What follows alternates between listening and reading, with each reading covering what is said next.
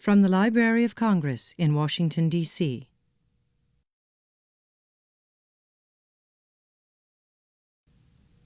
From the Library of Congress in Washington, D.C.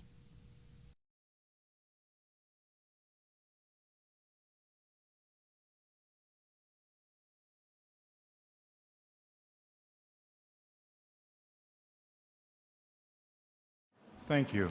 Thank you. Well, we have a very full afternoon after a really spectacular morning. Let me introduce myself first. I'm Joe Cambray. I am the president-elect of the International Association for Analytical Psychology. That's the professional group of Jungian analysts around the world. There are about 3,000 of us, and we were one of the contributors, probably one of the smaller contributors to this. But we're absolutely delighted and pleased by the meaning and significance of this event. It's a real honor to be here, to be addressing you, for the Jungian community to be in this time, in this place. And so my thanks to the Library of Congress, all of their staff that have been so enormously helpful and supportive to us, to the presenters for taking the time and making the arrangements to be here, and to all of you for making your way to DC and to be a part of this. This afternoon, we're going to change keys a little bit now. We're going to talk about, in this panel here, about the Freud-Jung history, not so much in terms of just a rehash of what's known, but I think you'll find we're going to be looking at intellectual history in a new way. And as a part of that, I wanted to just give you a few brief remarks. I think it's still a part of the question of locating the Red Book in the field of history and culture. What is this object that we all now have a copy of and that we're muddling our way? You've heard a lot of different opinions this morning about its meaning and significance, and I'm not going to pretend that I know any deeper than anyone else, in fact, probably less. However, in terms of thinking of this panel, the first thing that occurred to me was that psychoanalysis, when it first began, was an extremely radical movement. It was just a small number of people, and it was a very bold and brave step in culture.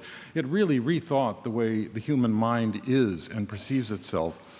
And we can trace that largely to Freud's Dream Book in 1900. You know, in many ways, it spoke to the spirit of the times at the beginning of the last century and probably spoke for a significant part of the first half of the 20th century.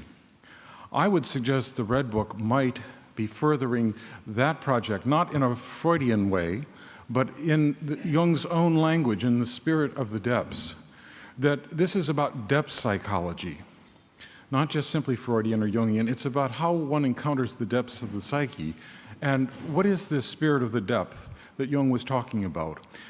Again, the paper that mentioned the interface of order and chaos for me was telling me that we're at a moment of complexity. It's a time of what the Greeks would have called kairos.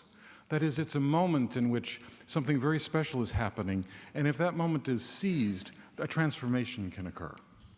And I would suggest there's something about the kairos of this moment, that it's this book at this moment that's caught on, that we're all absolutely amazed by. I mean, all of the explanations I've heard, I believe each one of them has a piece of something. I don't think we have seen the whole of it yet. For me, the text is also an embryological text, in the sense, and at multiple levels. There's a lot of egg imagery in the text. There's a lot of incubation that the text refers to. And I think there's a whole relationship to embryology, biology, and the place of the mind. And that we're just in other fields, other disciplines, think of in biology things like epigenetics and so forth. We are going through a transformation in the way in which we see the mind. We're much less reductive than we were even 10 years ago. We don't think of molecular biology as the sole paradigm now for explaining biological systems. We have a sense of their complexity. And if ever there were a complex book, this is it. So I'm suggesting that as a background to what we're going to hear this afternoon. We're not going to go so much into these particular texts, but we are going to, I think, talk about the radicalization, the re-radicalization that's occurring in any encounter with depth. And it's, in a way, the shock of the new. And for me, the second thing I wanted to mention to you is the serendipity about it being placed in Jefferson's library. You know, I ask about that. And it was the space that was available, but Jefferson was really an extremely radical thinker, to say the least. And and I'm not a Jefferson scholar by any means, but there was a book on Jefferson that I can recommend that would link here. It's called The Inner Jefferson. It's by Andrew Bursting. And one of the chapters, for example, is the world of dreams. And I think we're talking about a dream of the world that might go along with that. So the very fact that it's located in the Jefferson building, in Jefferson's library, it's in the core of it in a way. It's sort of hidden into the heart of it. And if you read Bursting's book, he suggests that Jefferson did something like active imagination, even perhaps around writing of the Constitution. I mean, it's at least for me, a wonderful fantasy. It's a proto-Jungian. So now what I'd like to do is I'd like to turn to our speakers. We are really fortunate. They're both eminent historians of the field of depth of analysis. They know the analytic history of our analytic ancestors and are extraordinarily capable of articulating that history, but even more of placing it in a broader context of intellectual history more generally. So our first speaker today is going to be Ernst Faltsater, who I had the pleasure of getting to know a number of years ago just at the point I was becoming the US editor of the Journal of Analytical Psychology. We had some conferences, and one of them was called Family Matters. And Ernst was one of our speakers there. And he put out the first network I've ever seen in the analytic community. He had a map of the first 500 analysts and all of their relationships, and he color-coded it. So you could see who had slept with who'd supervised who. It's a marvelous, if you think about network theory now that's become part of the information age, Ernst took us back and showed us how the networks were in place from our early history. And then San Francisco wonderfully hosted, Tom Kirsch and I worked together on hosting a set of history conferences, and Ernst and Sonu were both presenters at some of those conferences, and that was, again, this cross-fertilization between the communities was occurring there in an extraordinary way. Now, Ernst is a senior editor of Philemon. He's also a lecturer at the University of Innsbruck in Austria. He's a psychotherapist. He's a translator, a skiing instructor. And he's a former research scholar at the Foundation Louis Gentet for the History of Medicine in Geneva, Switzerland. He was a Woodrow Wilson Fellow here in DC a few years back, and then he came up to Harvard, and we got to hear him, fortunately, in the Cambridge area. He was available to us. He's got over 200 publications on theory, technique, and the history of psychoanalysis. He was the main editor of the Freud-Ferenczi correspondence, all 3 volumes, the complete Freud-Abraham correspondence. And more recently, he's turned his interest to Jung, and what a good fortune for our community, quite frankly. Of course, those of you who've been interested in Jungian psychology know that he has translated Jung's Children's Dreams seminars, Volume 1 and Volume 2, which is to come out, I gather, in the fall. And presently, I found out they've just finished the Freud's letters to his children for publication, so that correspondence will be revealed. So we have a very rich and complex historian to give our first presentation. Thanks.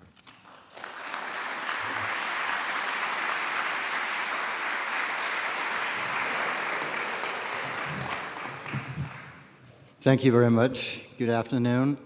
I have to confess it's a great pleasure for me to be back in Washington because I spent 9 months across the street in the Adams Building in the manuscript reading room, going through all the Freud stuff they have there, and it's like coming back home.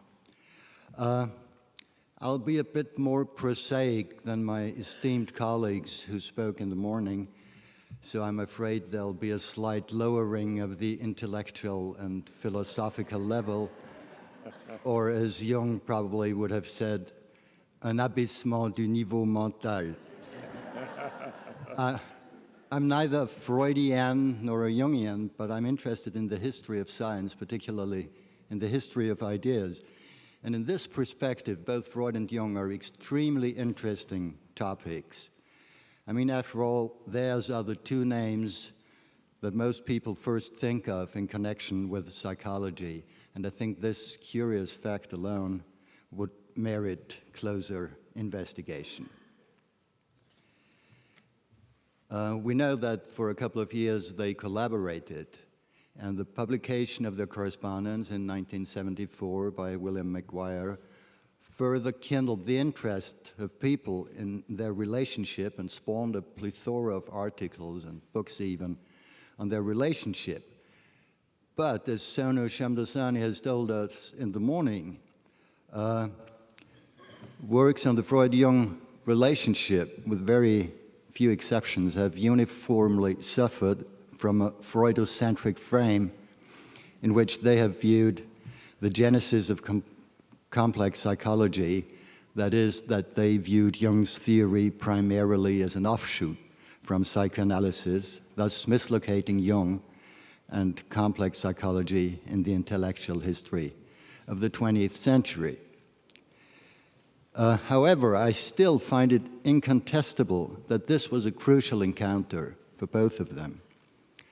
Thus, while keeping Sonu's warning in mind, I'd like to take a fresh look on that relationship and in particular investigate how stimulating it was for Freud and for Jung, how each of them took over ideas or suggestions from the other, and then have a look at some of the consequences that had. Freud and Jung have become larger than life. Their names have become something like stimulus words in a global association experiment, quickly drawing a host of reactions and associations. While their theories have all but vanished, except as historical references from most modern curricula in academic medicine, psychiatry, and psychology. Interestingly, the last academic fields in which they still seem to hold some ground are literary criticism and theology. On the other hand, their ideas have become diffused into popular culture to this very day.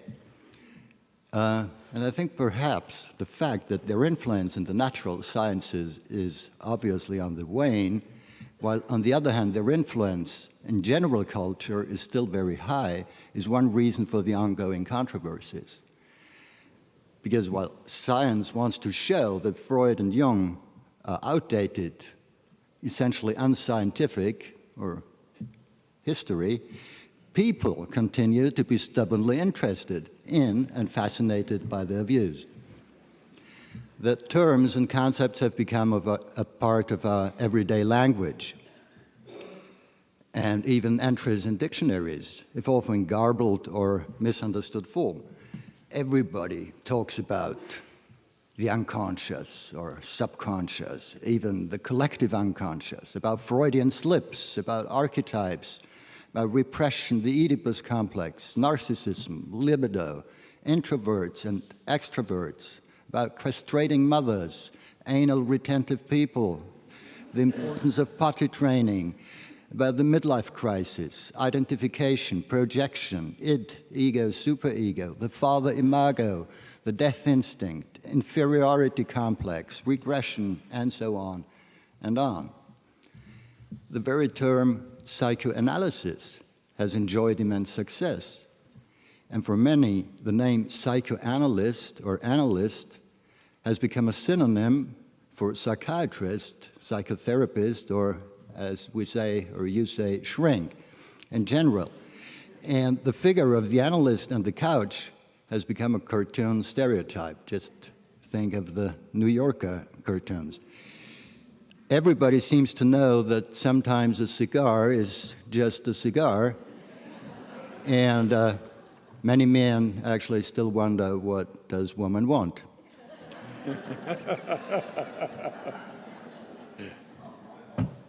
It has become commonplace to say that Freud has had an enormous influence on Western culture and society of the 20th century.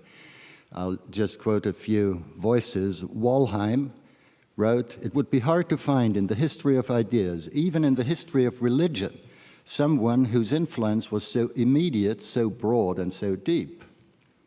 Ernest Gellner, "There has been nothing like this since the spread of the potato and the maize. And the diffusion of psychoanalysis was even faster and may have deeper implications." Weston Auden said that Freud had become a whole climate of opinion. And Harold Bloom called him the central imagination of our age. Practically no field in Western culture has not felt his impact. Let me just name a few of the fields that did feel his impact: psychotherapy, psychiatry, medicine, literature, biography, autobiography, literary criticism, film, painting, advertisement, public relations, education, pedagogy, sociology, anthropology, ethnology, politics, religion, theology, jurisdiction, the penal system, probation service, and so on and on. Also journalism. After I wrote down what I just read to you, I took a cigarette break and leafed through my daily newspaper, which reprinted a story that had been first appeared in the New York Times.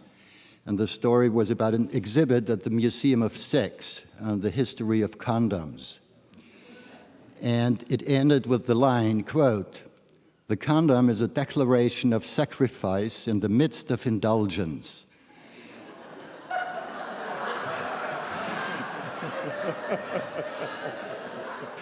Now comes the punchline. "It is evidence of civilization and its discontents."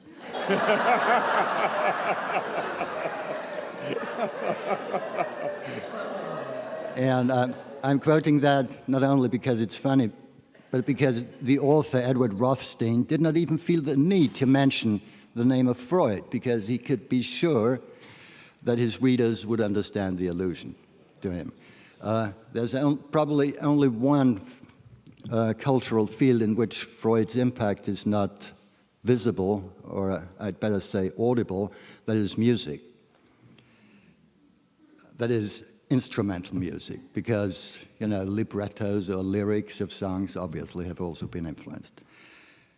Much of what I said about Freud is also true for Jung. To quote Sono Shamdasani, "His views on the continued relevance of myth were the seedbed for the mythic revival. His interest in Eastern thought was the harbinger of the post-colonial Easternization of the West.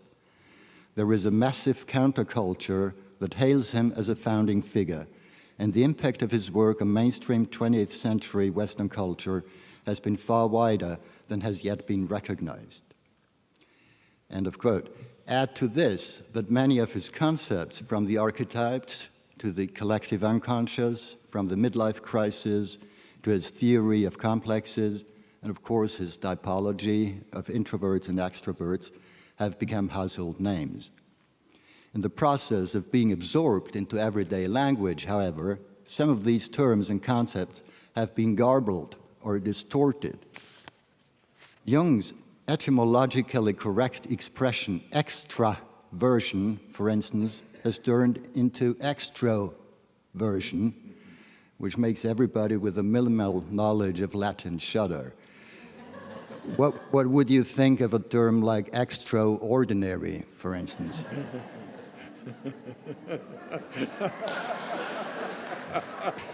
Or extramarital?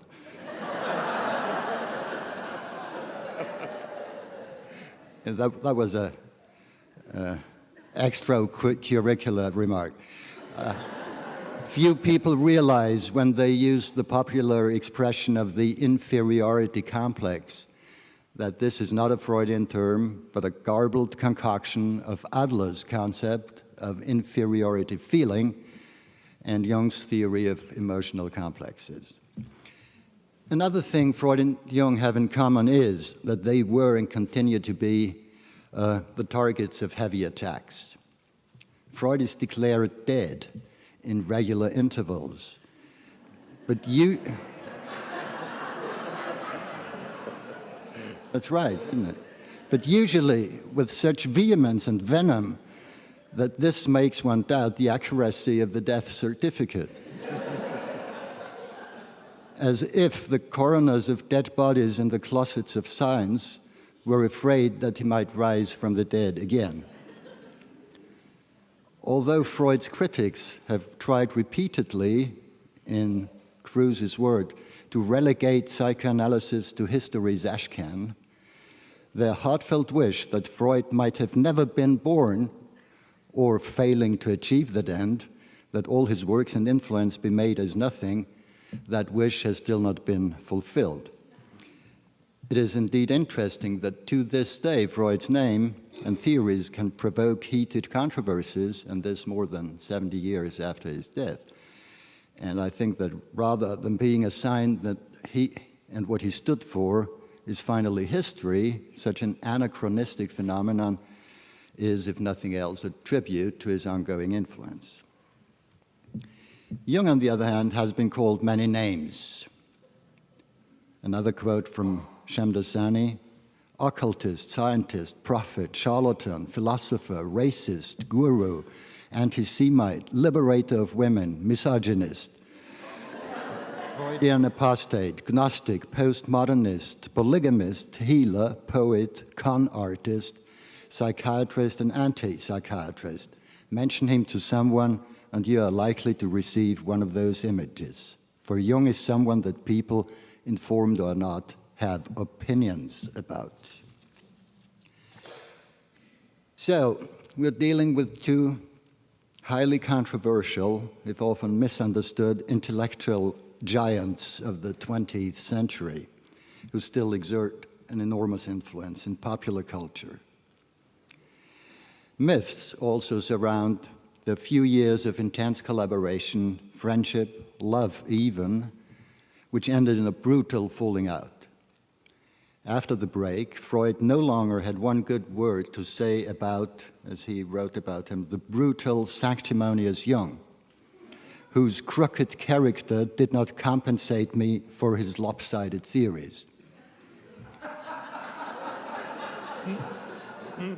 That's the former friend, crown prince, and heir apparent had become an enemy. As to Jung, he continued to pay lip service to the importance of Freud, but Jung's dismissal of practically all central tenets of Freud's theory and practice makes one wonder what he still found so important about him. Perhaps most important was Jung's rejection of Freud's method of investigating psychical phenomena, namely free association, and consequently his abandoning of analyzing them. For Jung, the method of free association leads to a reductive explanation. That is to say, in his view, free association will indeed uncover a person's complexes, but it will not uncover the specific meaning of a particular psychical phenomenon such as a dream. In fact, according to Jung, you can free associate to just anything, to a pen, to a microphone, or a glass of water, and you will arrive at those complexes which dominate you, but that will tell you nothing about that pen or about a particular dream. The underlying and crucial difference between Freud's and Jung's views is that for Freud, the presenting dream, for example, is not a direct expression of an unconscious tendency, not a natural expression, so to speak, but already a distortion, or I'd better say a compromise formation between conflicting tendencies within the psyche, hiding a latent meaning behind the manifest facade. The very term of psychoanalysis was introduced by Freud in analogy to chemical analysis, to describe his method of breaking down complex phenomena into their basic psychic component parts. Like chemical analysis was able to show that organic matter was composed of elements such as carbon, hydrogen, oxygen, etc. Psychoanalysis would be able to make an analogous analysis of psychical phenomena. For Jung, on the other hand, dreams are direct, undistorted emanations from the unconscious, that need not and should not be analyzed. According to Jung, dreams are, and that is a quote, spontaneous products of the unconscious soul. They are pure nature, and therefore an unadulterated natural truth. They represent, still a quote, a communication or message of the unconscious, of the all-one soul of humankind, end of quote. The reason why they are not directly intelligible is that they speak to us in a peculiar language. They speak in images, in symbols. Thus, our task is not to analyze a dream by breaking it down into its component parts and finding an alleged latent meaning behind the manifest content. The manifest content is already the meaning and the message, although couched in an archaic language which we have to learn in order to understand what the unconscious wants to tell us. Apart from using dreams, his method of soliciting emanations and manifestations of the unconscious was that of active imagination, a method that produces a kind of waking visions or fantasies, which he then subjected to what he called amplification, which essentially consists in finding parallels to those images in collective imaginations, such as myths, religious systems and practices, visions, alchemy, yoga, etc. In short, as Freudian Edward Glover put it, Jung did not analyze dreams, he read them. And to make a perhaps to some provocative point, one could argue that the term Jungian analyst for a psychotherapist working in Jung's tradition is actually a misnomer, a contradiction in terms. With hindsight, it was probably inevitable that Jung took his distance from Freud. The differences, already clearly visible from the very beginning, but tolerated for some time, proved too great. There is no doubt, however, that as long as they did collaborate, their encounter and also their controversies were stimulating to them. What I find interesting and actually quite surprising, however, is that it seems that Freud took over much more from Jung and let himself be more influenced by the latter than vice versa. Freud's foray into psychiatry, his analysis of the Schreber case, his occupation with ethnopsychology and the psychology of the so-called primitives in Totem and Taboo, his introduction of the anal phase in the psychosexual development, his further development of the libido theory, the introduction of the concept of narcissism, the concept of countertransference, his technical recommendations in general, such as the models of the mirror and the surgeon, or the rule of abstinence. All these, and I cannot prove this in detail, but I've written extensively about that, all these were at least partly answers to Jung.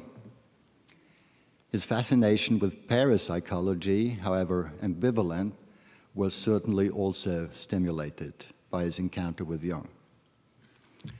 Moreover, it's probably no coincidence that in 1910, at the height of their friendship, Freud gave a particular name to one of his most influential concepts, calling it the Oedipus complex, thus honoring a term made popular by Jung, complex.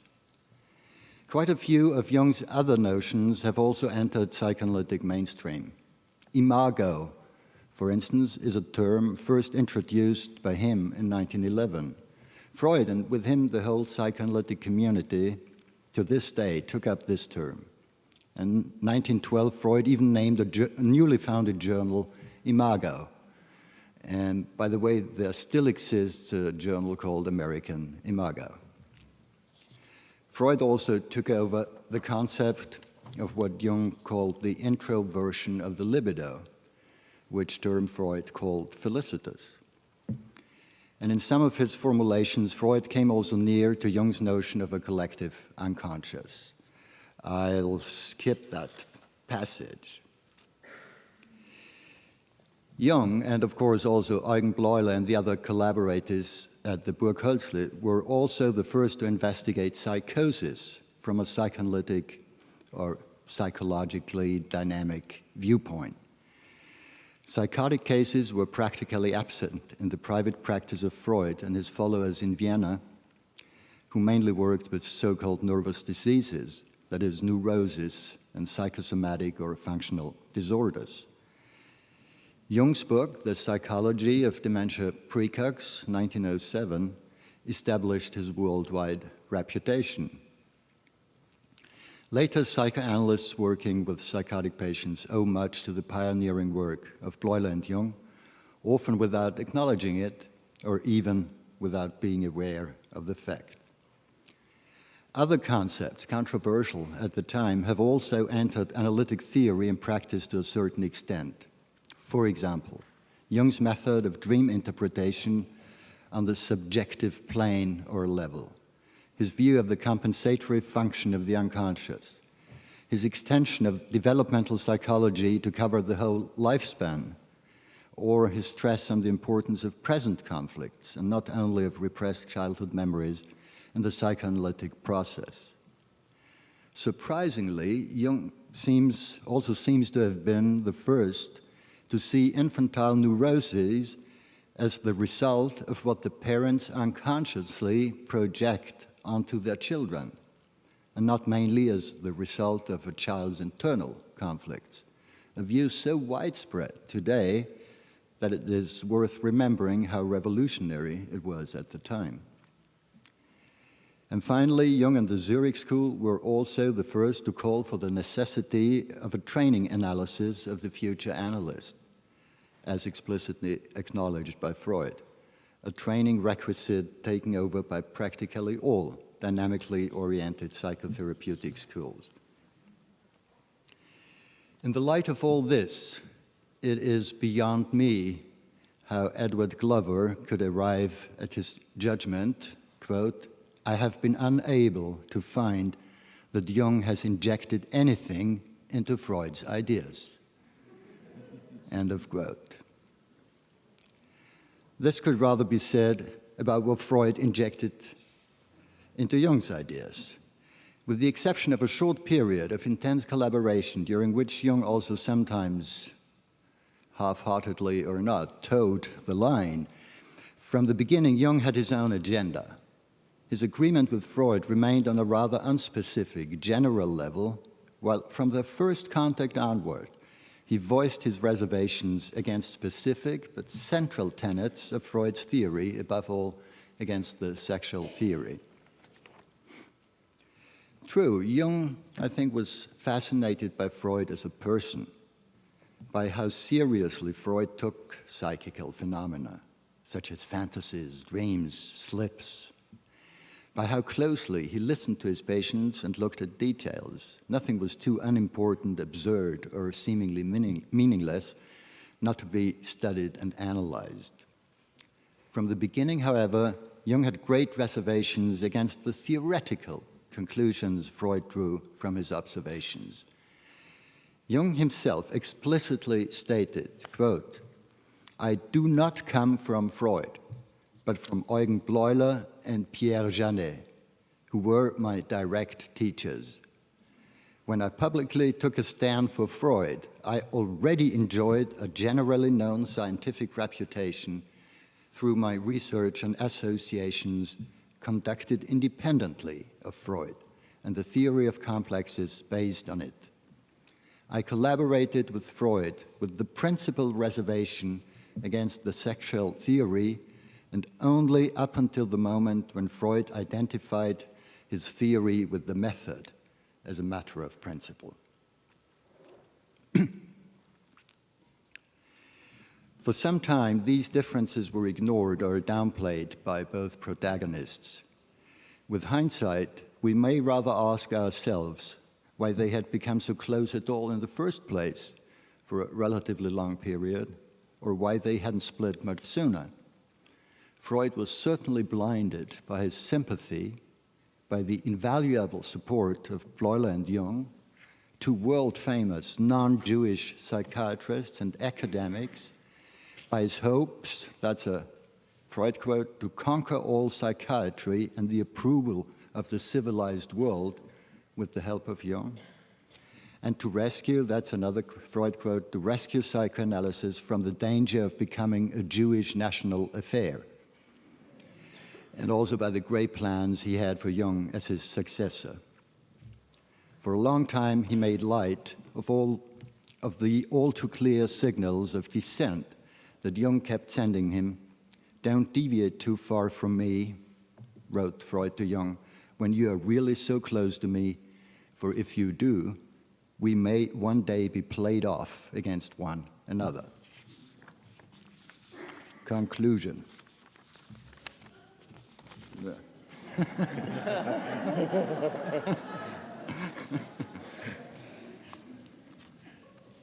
I'm afraid in the short time it has been impossible for me to give you more than a few glimpses.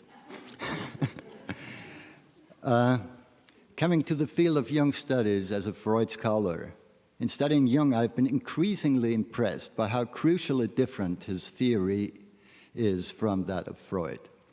I think that many people who see the Freudian and Jungian systems as just two variants of basically the same orientation, and who see in analytical psychology a further development of psychoanalysis, be it in the right or wrong direction, whatever, that those people have been disregarding the fact that Jung had a radically different concept of the unconscious.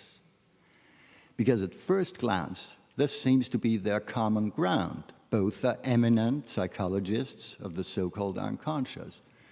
So it seems perfectly sensible to see Jung, the younger of the two, as following in Freud's footsteps, especially if one adopts the wrong idea that Freud was the discoverer of the unconscious.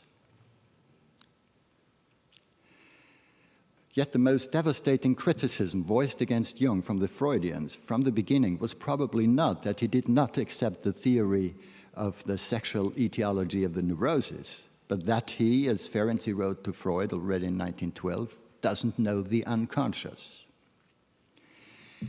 That seems to be precisely the question. Did Jung mistakenly explain certain psychical phenomena as manifestations, not of personal unconscious conflicts, but of an impersonal collective entity? Or did Freud mistakenly overlook or downplay the fact that certain experiences, often deeply disturbing and dangerous, cannot be explained by the psychology of the individual, but must be seen as messages from something infinitely greater than the psychology of the individual and his personal development? Was Jung a deeply disturbed person who escaped the psychosis only by a hair's breadth, by turning his personal psychopathology into a pseudoscientific psychological system?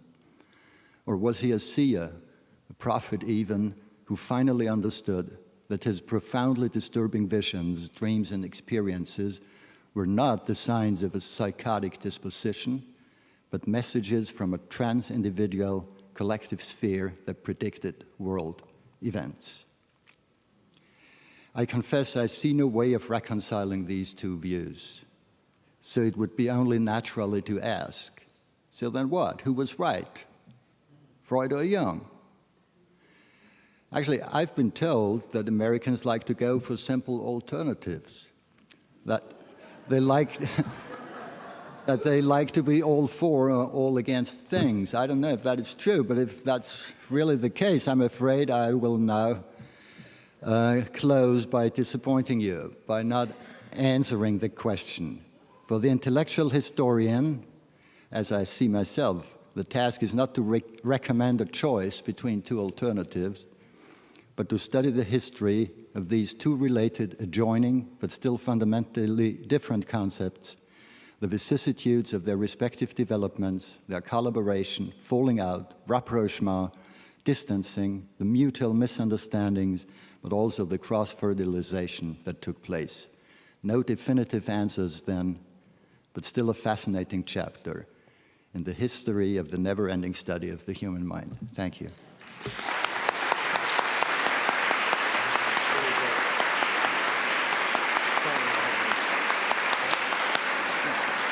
Take a minute.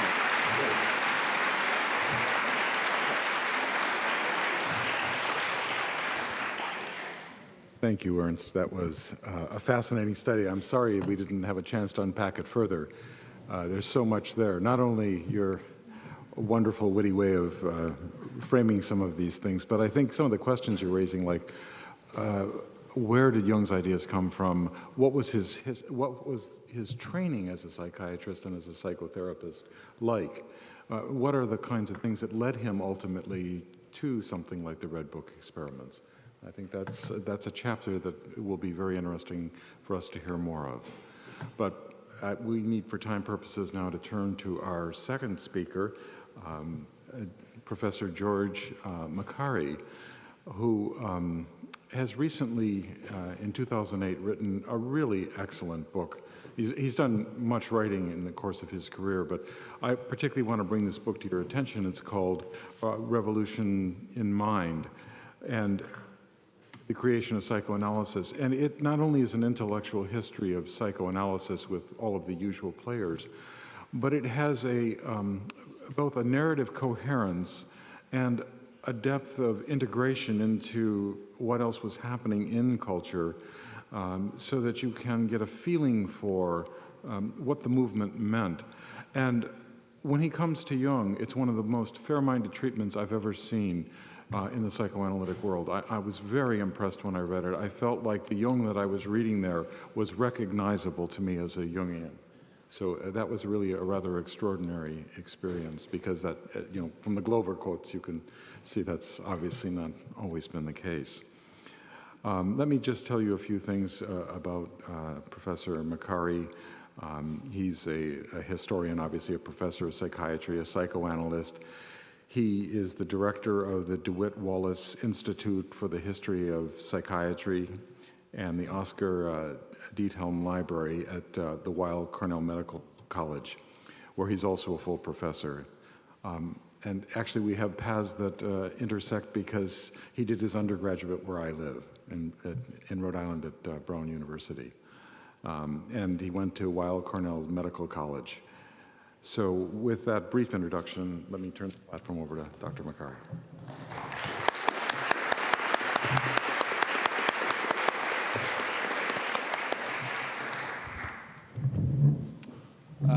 I'm gonna stand up. It's the least I can do. I kept thinking, can't I do something better, like come up with some major world historical diary that I had discovered, or even a good joke about sex and condoms, but so at the very least I'll stand up. My paper is entitled Freud, Jung, and the Paradoxes of Enlightenment. The relationship of Sigmund Freud and Carl Jung remains one of the most monumental encounters of the 20th century. Theirs is a dramatic story of a friendship and partnership that failed. It's a parable of fathers and sons, as well as a study in clashing ambitions, leaders and followers, and the disparate cultures of Protestant Zurich and Jewish Vienna. The recent publication of the Red Book affords us a new opportunity to reassess this tandem, Freud and Jung, and see what new light can be cast on their joint work, their rupture, and the divergent communities they would come to represent.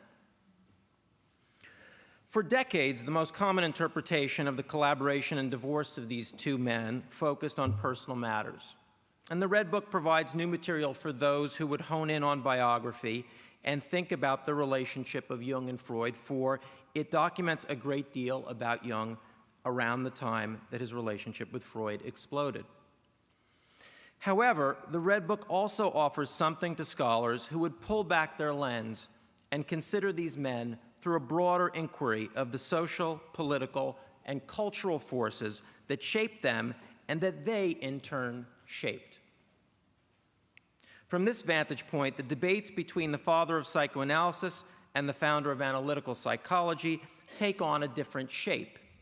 The rupture between these two does not merely represent political infighting, matters of domination or rebellion, or even specific narrow theoretical disputes, but rather, I believe, it represents an important clash in a continuing struggle over the nature of modernity and the meaning of that heavily freighted word, enlightenment. Numerous myths regarding Freud and Jung have stemmed from an overly biographical method. From this vantage point, it seemed plausible to assert that Freud invented psychoanalysis by himself, an idea that has been chipped away at for years and which my history, Revolution in Mind, was intended to lay to rest. With regard to Jung, numerous fables abounded as well, including two central interconnected ones.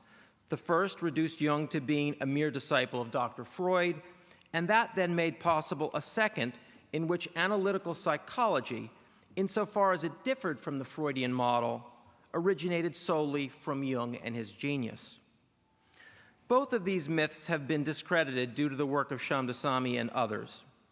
In this more open narrative space, I would like to briefly sketch out the outlines of another narrative, one that relies less on the utter originality and individual genius of these men, and more on a study of the larger intellectual communities that I will suggest in part united and then separated Sigmund Freud and Carl Jung.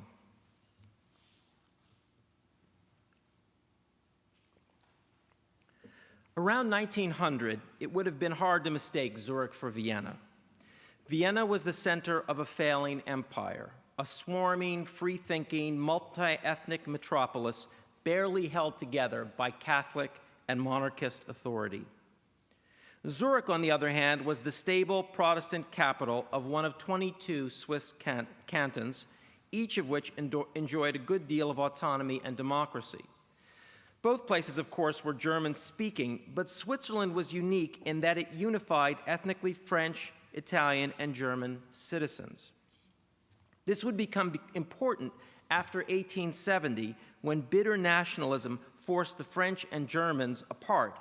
The intellectuals from these places ceased their dialogue in France, Germany, and Austria-Hungary, but not in Switzerland, where there remained an open marketplace of ideas.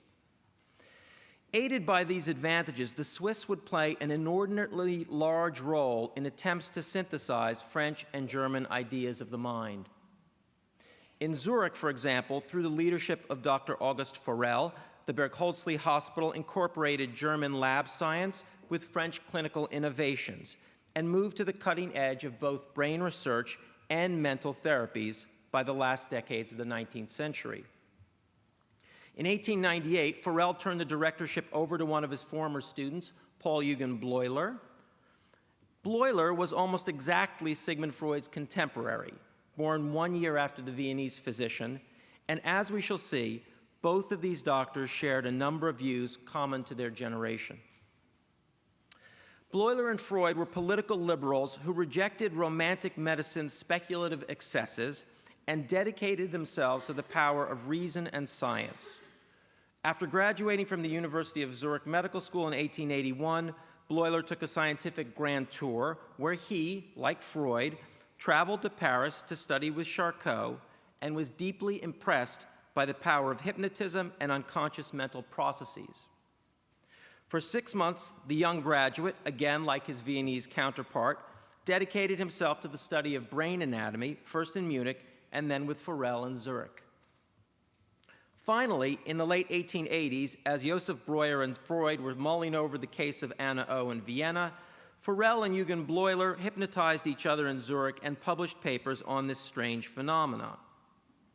Soon, both Bleuler and Freud were convinced that complex unconscious psychic processes could rationally explain mysteries, including dissociated actions, fugue states, hysterical symptoms, and cases of multiple personality. No surprise, then, that when these two men discovered each other, they quickly made an alliance. However, the connections between Bleuler and Freud and Bleuler's young assistant doctor, Carl Gustav Jung, were more tenuous.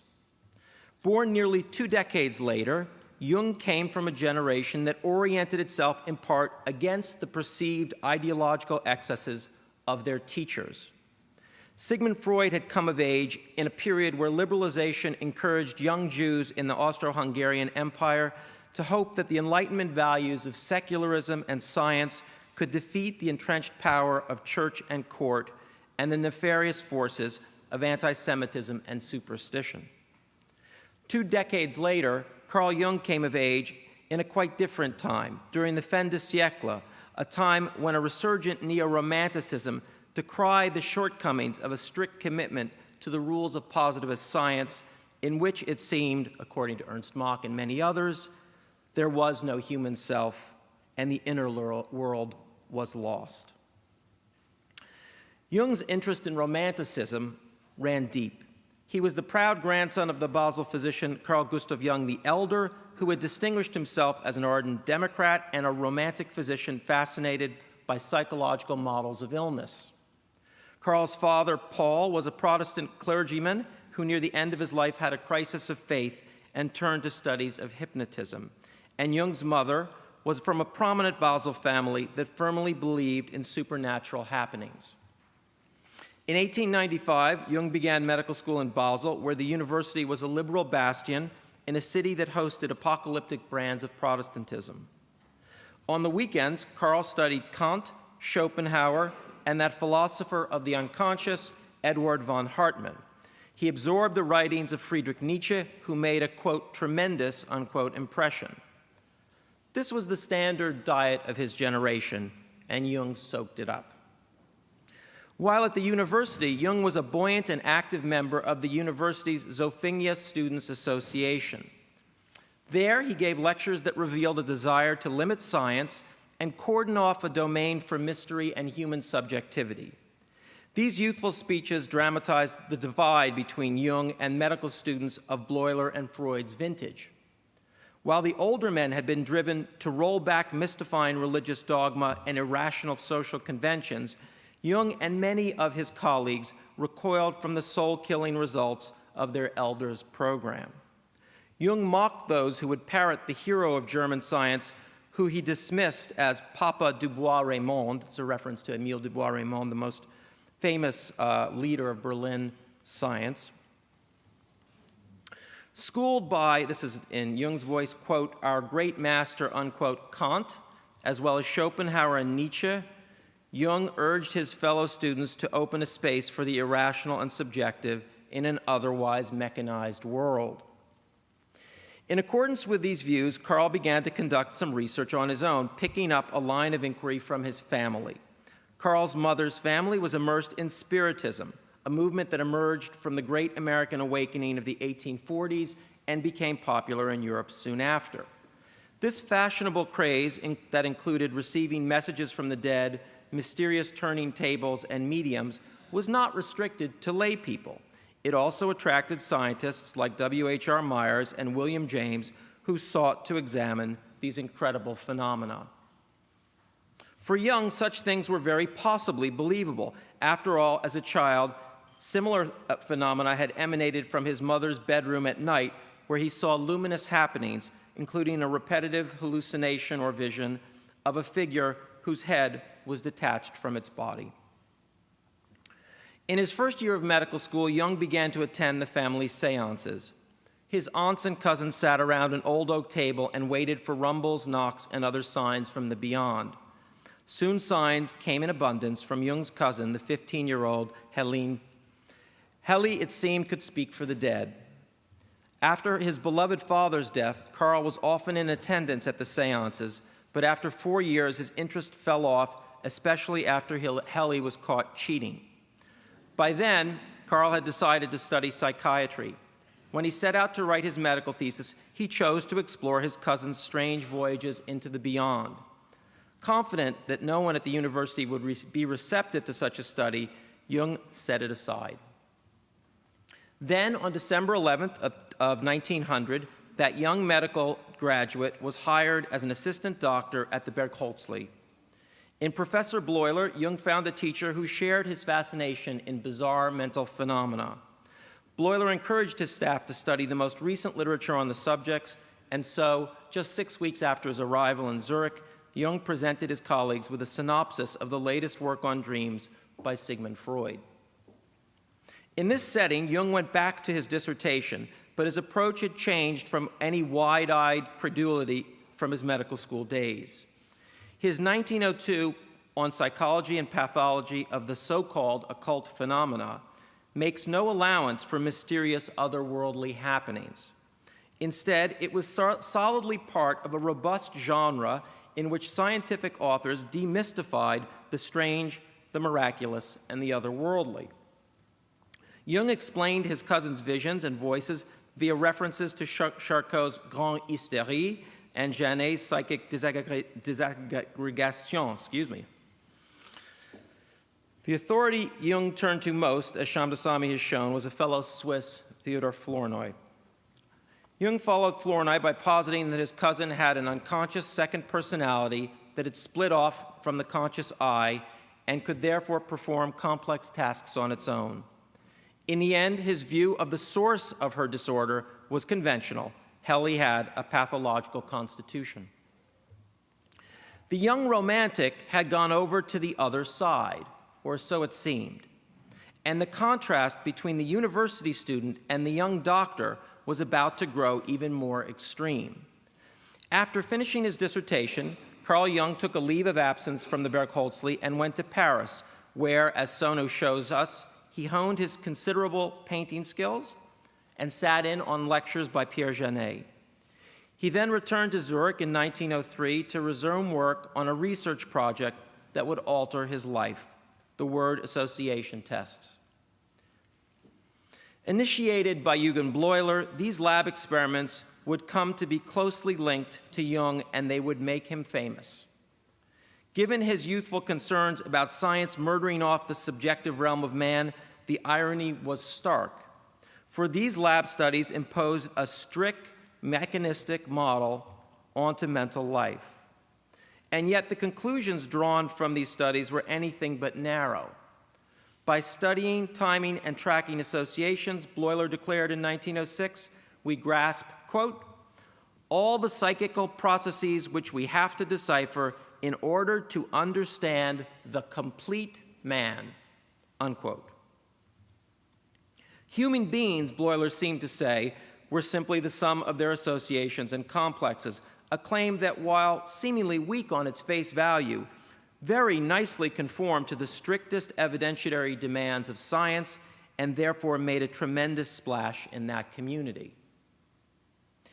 As Jung was thrust into the limelight via this experimental work, in Vienna, Freud, the man whose secret hope in 1895 was to create a fully deterministic and quantifiable Newtonian account of the mind and brain, that same Freud was riding his own wave of recognition. After 1905, in part encouraged by young Viennese radicals of Jung's generation, Freud began to publicly assert that conventional sexual ethics, including monogamy, were pathological and unsustainable. This belief drew shock from pillars of Viennese society and admiration from the growing number of 20-something modernists like Otto Rank, Karl Kraus, Rosa Mayrider, Fritz Wittels, and Otto Gross. Freud embraced these Nietzsche-spewing newcomers, though he often found himself opposing their views as naive and extreme.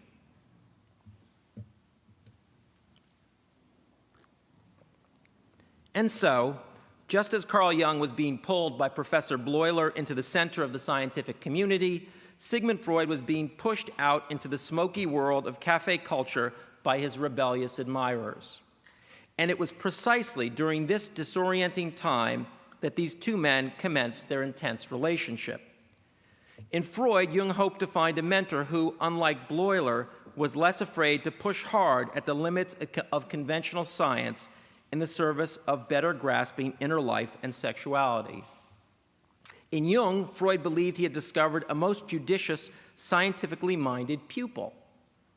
And for a while, these expectations held. In 1908, when the Freudians first gathered in Salzburg, the once blustery Carl Jung stood as a paragon of scientific restraint, refusing to give in to the extreme trauma theories of dementia praecox put forward by Karl Abraham, insisting with Bleuler and others that there was clearly a toxin at work. Simultaneously, the older Freud, who once worshipped the positivism of Ernst Brücke, reigned over a band that included the anarchist libertine Otto Gross, who toasted Freud as a moral revolutionary, to which the professor dryly replied, "We are doctors, and doctors is our intention to remain." Should have done it with an accent. Jung and Freud had both risen to a kind of fame. Neither, we can be fairly sure, would have scripted their ascents quite this way. Nonetheless, in 1910, Freud and Jung's alliance was so strong that, along with Sándor Ferenczi, they tried to permanently cement their bonds. They jointly created the International Psychoanalytical Association with the demand that all members fully adopt Freudian psychosexuality as their theory and accept Carl Jung as their president for life. Much to their dismay, how could they have known? This turned out to be a disaster. Their attempt at consolidation led to immediate revolt and schism. The notion of a strict Freudian theoretical line was intolerable to some like Bleuler, and for others, especially the Viennese, the idea of deferring to Carl Jung as long as he walked this earth was impossible.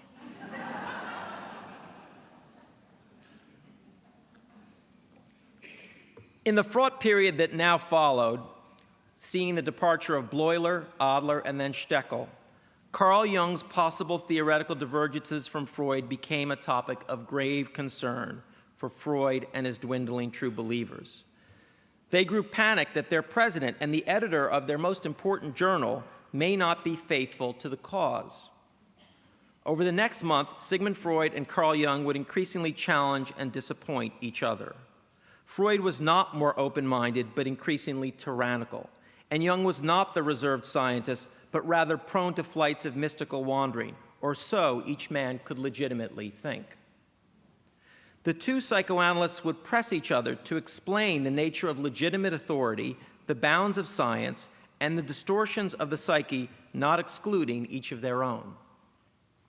Tension grew after Jung's Fordham lectures in 1912, and then increased in 1913 when Jung, along with Mater, proposed that the deepest meaning of a dream lay not in wish fulfillment, but rather a kind of adaptive mental processing of the future.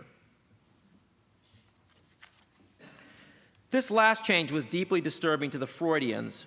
Freud believed he had rescued dreams from charlatans and clairvoyants and given it a firm scientific basis. The idea that it might be turned back into something like clairvoyance was unthinkable. Just 2 months after Jung sent a letter to Freud defending his critical theoretical turn on dreams, on October 1st, 1913, he suffered what we've already heard about, a terrifying 2-hour hallucination of the earth running with blood, in which he was told this was a premonition of things to come. Frightened he was, quote, doing a schizophrenia, unquote, an illness we should remember Jung believed was due to an untreatable toxin. This bizarre experience left him searching for a different answer, an answer to be found perhaps by descending into the mysterious realms he had first explored as a young man.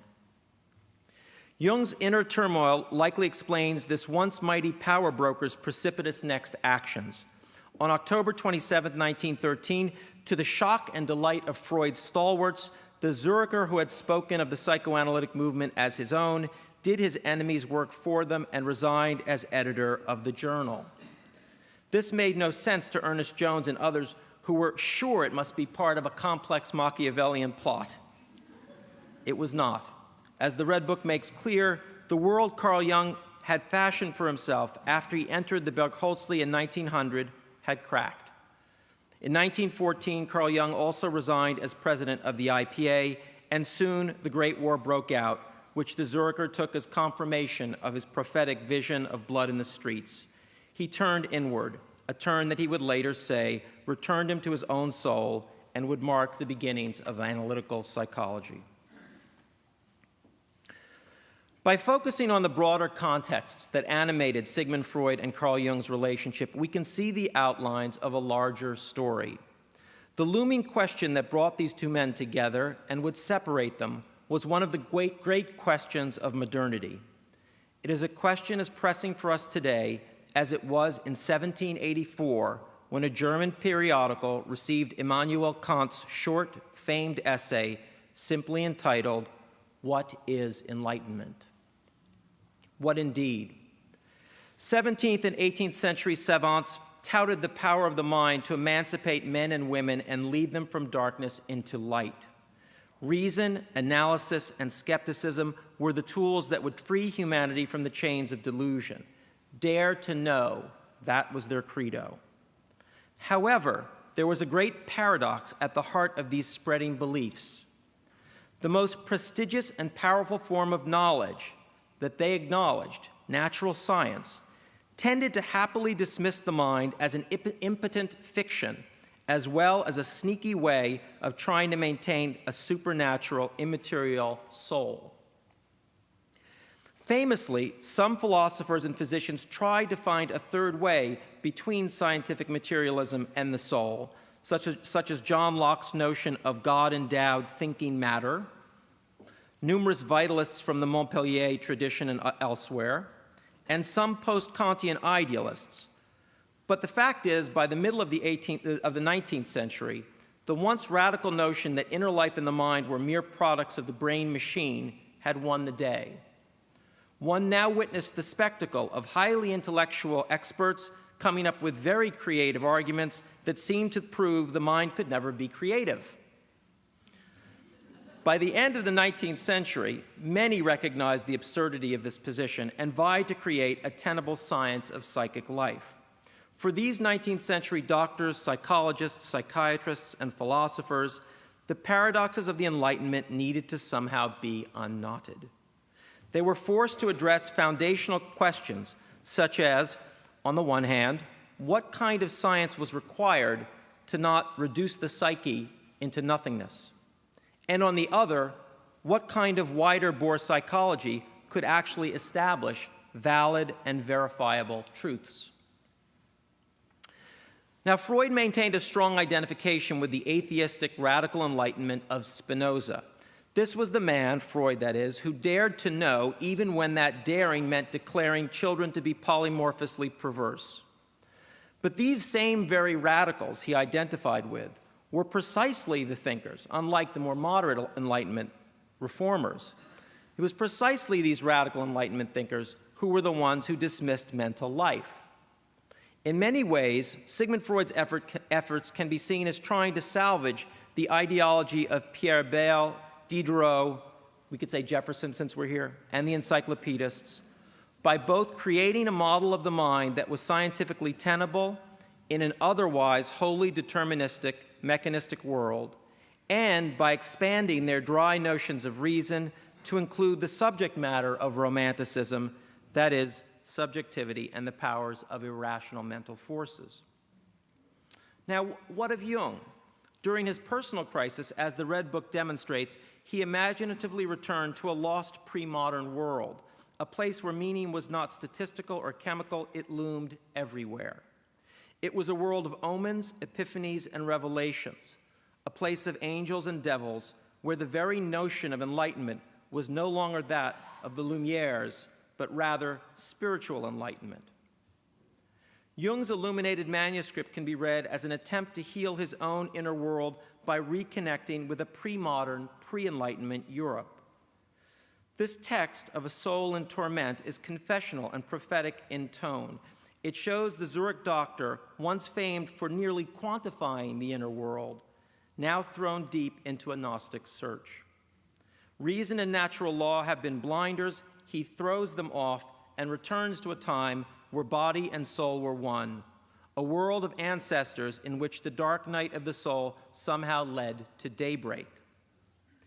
In this work, Jung joins, as speakers Sonu and others have spoken about today, Dante, of course, but also Blake, Novalis, Coleridge, Schelling, and Nietzsche, who he was reading at the time. And in this return, Jung, like these others, can be accused of being perilously nostalgic. After all, that world of hellfire and prophecy was also one of witch trials, mass death before the plague, and divinely mandated brute authority. If Carl Jung had simply published the Red Book and continued in this vein, that critique, it seems to me, would be plausible. Surely then he would be considered among those who turned their back on the Western Enlightenment and embraced forms of spiritual enlightenment from both the Judeo-Christian and Eastern traditions. However, I would suggest, Carl Jung's legacy does not conform to this formulation. He did not want to become a guru. As he himself made clear, the Red Book set Jung out on a mission to find a place for his personal epiphanies in the language and logic of science. In the end, this task was so difficult that it required Jung to propose a new kind of causality in his work on synchronicity with Wolfgang Pauli. Unlike Blake and Coleridge, Carl Jung spent decades trying to incorporate his visions and imaginings, his critique of rationality, into something rational, something that did not simply demand blind faith, but could bear up against doubt. And so, in the end, Jung was not an anti-Enlightenment rejectionist, but rather what Isaiah Berlin has called a thinker from the counter-Enlightenment tradition, one of those nearly forgotten hybrids, a romantic scientist in the mold of the great Gustav Fechner, another who experienced mystical wonder and then sought to use the methods of science to validate and convey these insights. The break between Sigmund Freud and Carl Jung remains fascinating to us for many reasons. But I would argue that in part it remains fascinating because it restages a great conflict that still roils Western culture. Freud and Jung met in a deep ravine ripped in the landscape of modernity. It was a divide that segregated the Enlightenment world of natural science from the great Enlightenment ideals of reason, freedom of thought, human nobility, and individuality. The missing bridge between these two new worlds was a scientifically tenable model of inner life. Both Freud and Jung tried to build such a bridge, though today, neither 20th century giant can rest easily, for their solutions have been, at best, only marginally successful. Still, they have not quite disappeared because there is no present accepted science of subjectivity, and even worse, it seems to me, little serious discussion of the paradoxes and difficulties of this subject. Specialization has left scientists and humanists far apart, and the prestige of the former in our biological zeitgeist makes any debate seem unnecessary. And so, we are left, each of us, to sort out problems incurred by trying to marry reason and passion, mind and body, ourselves as machines and as creative spiritual beings. However, a century ago, Sigmund Freud and Carl Jung vigorously debated these same issues. Their relationship provides us with much more than a contrast in personalities. It forces us to reflect on the complex inheritance modernity has bequeathed us. Thank you very much.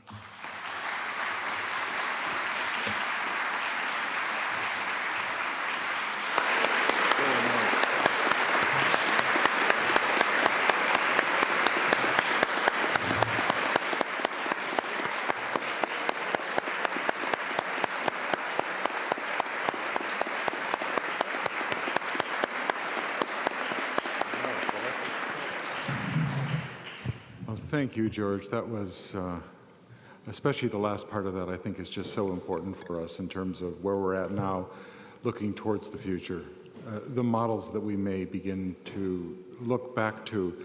There is a tradition, of course, in German Romantic science that connects to Naturphilosophy and so forth. It's getting a recurrence in terms of holism that comes from complexity theory, but that's a whole other thing. What I'd like to do is open the floor briefly for questions. We're a little bit over, but since we started 10 minutes late, I would like to give you a chance to ask these two speakers anything you would like to bring up right now, okay?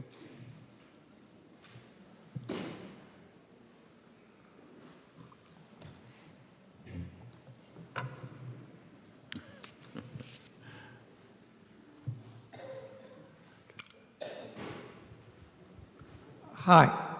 I was just hold it out here. Okay. Okay. Can you hear me? Is that better? It's just a little bright up here. Yeah, we can hear you. We can hear you fine. Yeah, I was thinking and discussing just now that I don't think that we can really understand Freud and Jung as you so eloquently presented outside of the context of history and also philosophical thought at that time. They seem to be, you know, yes, scientists, but I guess they're more accepted as philosophers of the mind. So I was wondering about how the most current studies on the brain and the mind and what they've discovered in terms of biology, would you be able to relate that in terms of how can that be integrated into the, I guess, the insights or the wisdom or the philosophies of the psychology of the mind of Freud and Jung? Are they too? Yeah. Are they very, very far apart, or do they Yeah. have? No, thank you for that question. It's a great question, and it's, I think, one that needs to be asked. Look, certainly there are efforts. I think, however, is there anyone here from the NIMH right now? I didn't think so. Very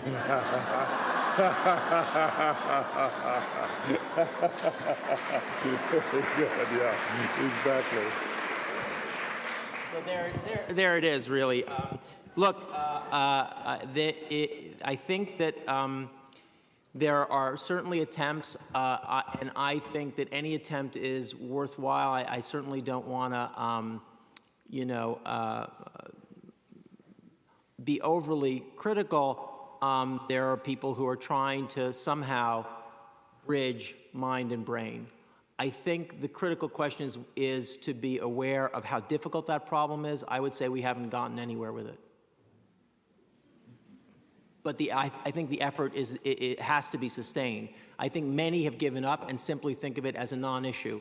So the people at the NIMH keep finding, a new gene for some extraordinarily complex human behavior or experience, and the Times keeps using the wonderful conditional tense when they report it, as they do again and again and again. Gene found that might explain poetry.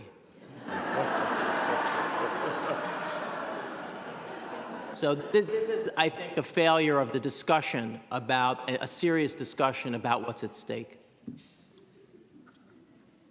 This is going from a very large panel to a dot on the map, as it were, but in the exhibit upstairs, the original correspondence much is made of the Kreuzlingen gesture and Jung's feeling a great slight that Freud did not travel the 40 odd miles to visit him. Might you expand on that? And did Freud really knowingly avoid Jung? Was it really a slight he intended? That's a specific question which is easily answered. Freud did write to Jung that he would visit Binswanger in Kreuzlingen, but Jung was not in town when Freud's letter arrived. He was on a sailing trip, and he thought that Freud had not informed him because he got the letter too late, but because of his own fault, because he didn't check the date when it was written. Check your email.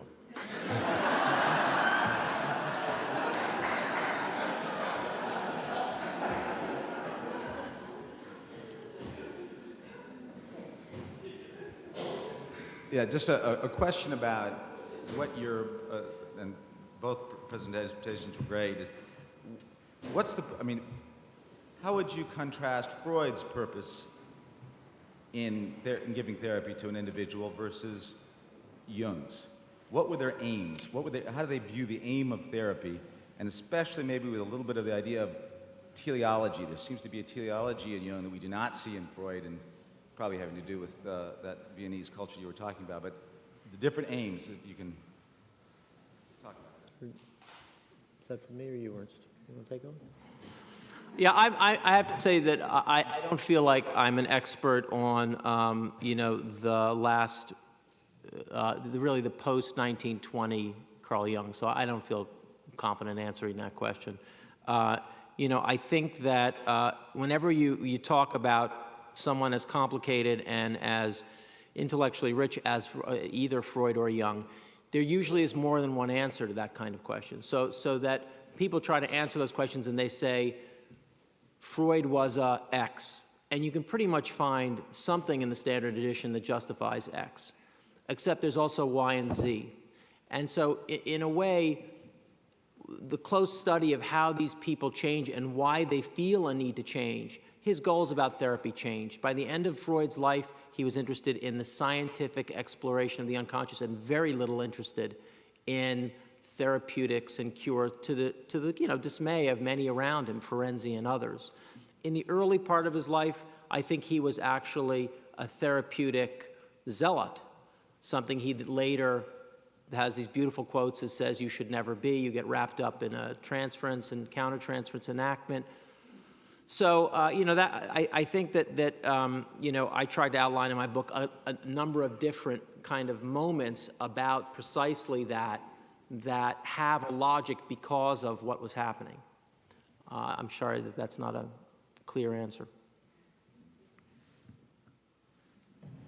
Just one comment from myself about that, having run a number of conferences where Jungians and Freudians were together.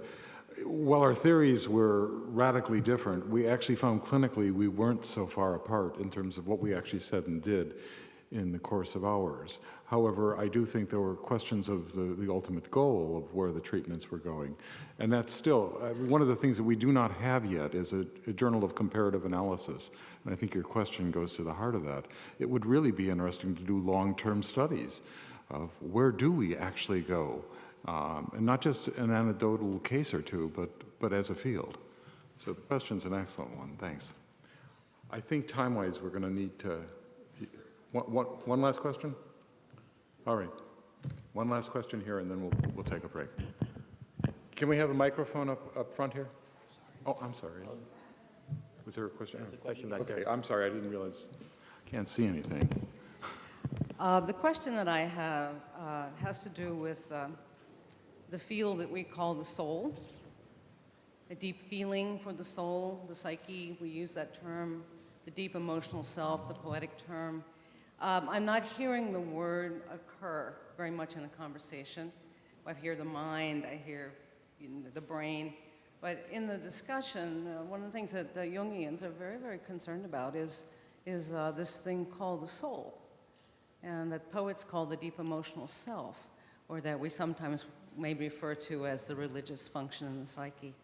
And I don't know where that whole collection of ideas and thoughts and feelings occur in this conversation. Could you please help me? Thank you for that.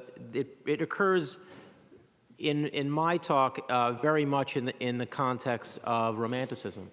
That Romanticism, German Romanticism, was centrally interested in the soul and precisely concerned with the loss of the soul, that the reaction of the Romantics to the perception of late 18th century Enlightenment thinking was to, in some way, preserve, protect, and honor, and think about the possibility of soul, not just for individuals, but world soul. So that whole tradition is something that flows into Jung, as far as I can tell. All right, so what we're going to do is we're going to step down from the podium and let the next group of speakers come up. Thank you.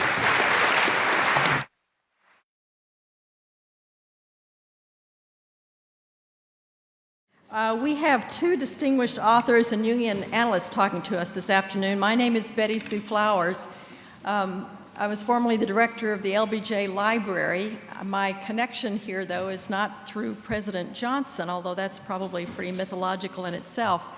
But I was the series consultant for Joseph Campbell in The Power of Myth, and there are a lot of interesting stories there. Just let me say that I was amazed. We didn't think anybody would be interested in this. I guess it's like the publisher, Norton, putting out a small edition first of the Red Book. There's enormous hunger and interest in this material. Of course, as you know, the Campbell series was interesting to people not so much because of mythology, but because of the Jungian aspect of Campbell's approach to mythology, and it captured the imagination of many people across the country. I was surprised that this material also, to some extent, was radioactive in two places. One was academia, where I was a professor, and I would be, I would say, attacked. What was I doing with this mystical obscurantist anti-Semite? And the other was in churches, where I was often asked to speak, and inevitably someone would stand up and say, you were on the side of the heretics, and the best thing we can do is get rid of all this Campbell myth, Jung business. So I think there is a conversation in culture that is yet to be had, which was raised in the last panel. And I think it's something that if we have time, we could discuss further here. But we do have two very interesting speakers. I'm eager to hear what they have to say. I am going to keep us to time in relation to the building, which is a real object. The door is shut. So our first speaker is John Beebe, who's talking about Jung's pursuit of character in Liber Novus. Beebe's training includes the University of Chicago Medical School, Stanford University Medical School's Department of Psychiatry, and the Jung Institute in San Francisco. He's the founder of the San Francisco Jung Institute Library Journal, which is now known as the Jung Journal, Culture and Psyche. And I think it's true that if you go online, John, you can find all the articles that you edited. So I recommend that. He served for 7 years as the first American co-editor of the London-based Journal of Analytical Psychology, and he's a past president of the Jung Institute of San Francisco and a distinguished life fellow of the American Psychiatric Association. He's edited a number of collections, including Jung's Aspects of the Masculine. He's the author of, or co-author of numerous articles and books, including Psychiatric Treatment, Crisis, Clinic and Consultation, Integrity and Depth, and the Presence of the Feminine in Film. He's lectured around the world on topics related to analytical psychology, especially psychological types, the analysis of film, the psychology of moral character, and now the Red Book. Thank you, John.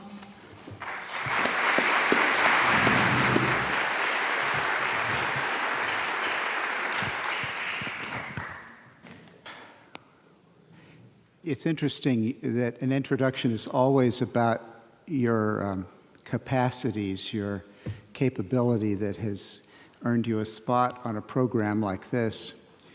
And it's kind of reassuring after the breakfast of champions we had this morning to be able to remind you as we approach tea that Jung really begins Liber Novus with the most fascinating riff on the value of incapacity. This from a man who had read everything, met everyone, conquered the earth for depth psychology, delivered the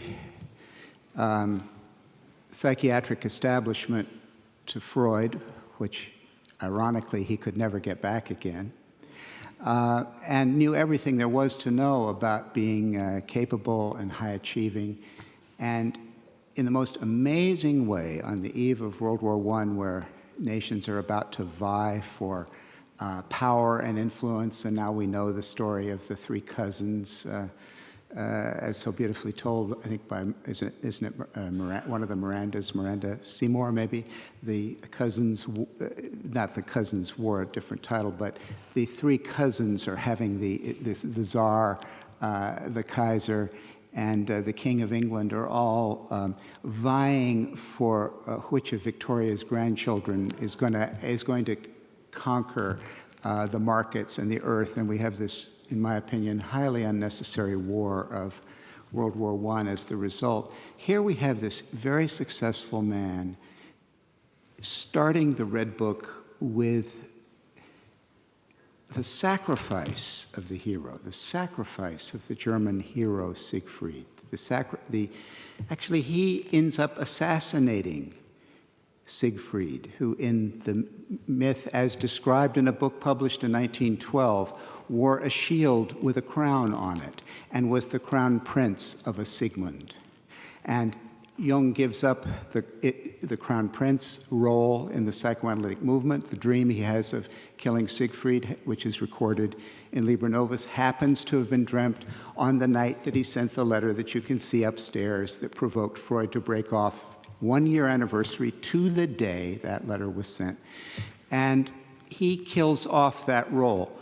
But just as much, he discovers in the course of finding out, now that he's not going to be a Freudian analyst, what kind of analyst he's going to be, what is the unconscious, he has this amazing synchronistic event that the very thing he dreams, the killing of a crown prince, happens and starts the war and explains that vision of blood. He wasn't doing a schizophrenia. His psyche was picking up on a collective trend, and that little drama between him and Freud around scientific power and influence was part of a much larger drama in which someone was going to have to try to kill the crown prince and kill off the notion of the hero for Western Enlightenment culture. The time of the solar hero was over. And Jung got the message that his psyche had somehow wanted to underline on that anniversary what he had chosen to do with Freud and what was still ahead for him, his resignation as the president of the International Psychoanalytic Movement. It was time to get past that, and then he does something that I think is absolutely astonishing. He decides that the meaning of the dream is that he's killed off his ideal of efficiency. So what should he be doing instead? And he says it is time to embrace incapacity. Rather than find a new way of going up, a new alternative psychoanalytic theory that triumphs over all, he's going to go on a journey to see how far he can get by going down. He makes the downward movement.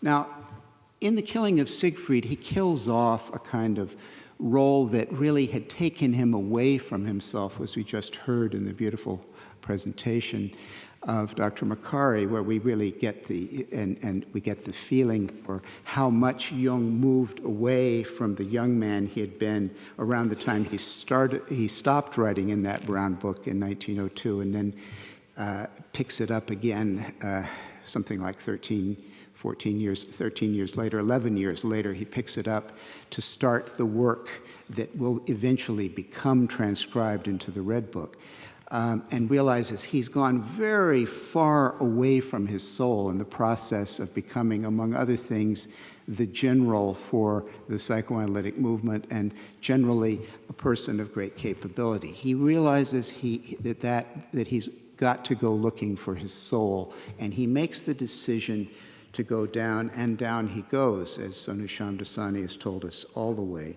to hell. Now, what I find interesting is that he recognizes this in a Swiss Protestant way as a kind of duty, that he is somehow complicit in the evil of the time, which is this patriarchal, solar hero achievement and responsibility trip of as much efficiency, as much success as possible.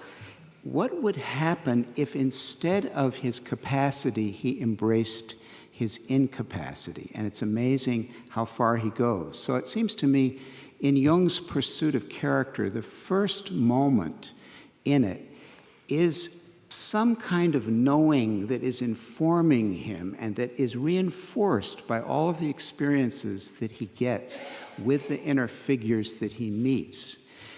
That integrity is something that is not achieved by riding the superego and getting on top.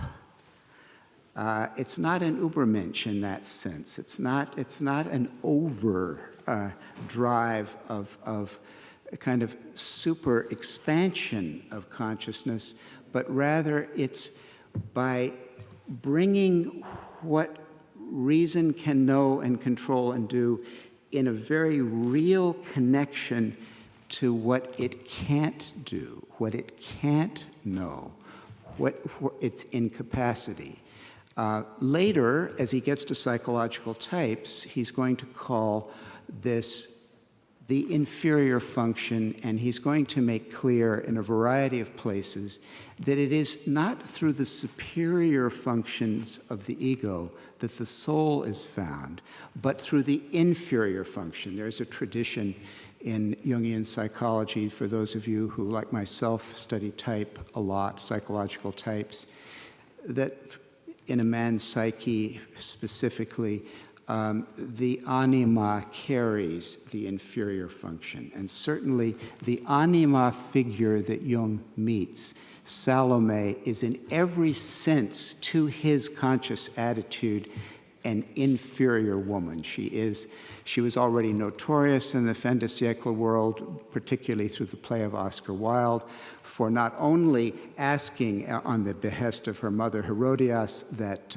Herod, for whom she had danced, and was interested in whatever Salome wanted for whatever he wanted in return to, and so in that sort of Louis B. Mayer, Jean Harlow situation, Salome asks for the head of John the Baptist, who had refused to kiss her. And Wilde has her actually taking the head off the platter and saying, "I have kissed your lips, John." Now, I'm sorry, I can't read this typologically, as Jung did, as feeling even inferior extroverted feeling. I think the head, the kiss, the hands-on, the dance, surely this is extroverted sensation.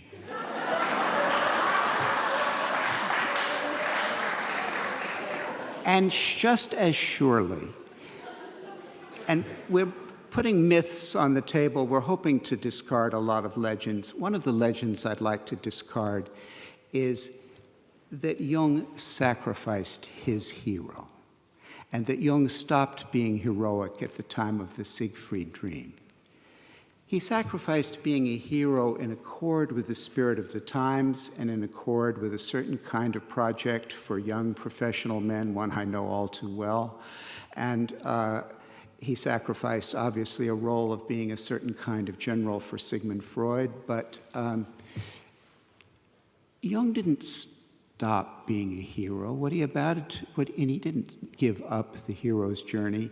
He began to pursue it in earnest and in his own way and with his true self, not his false self.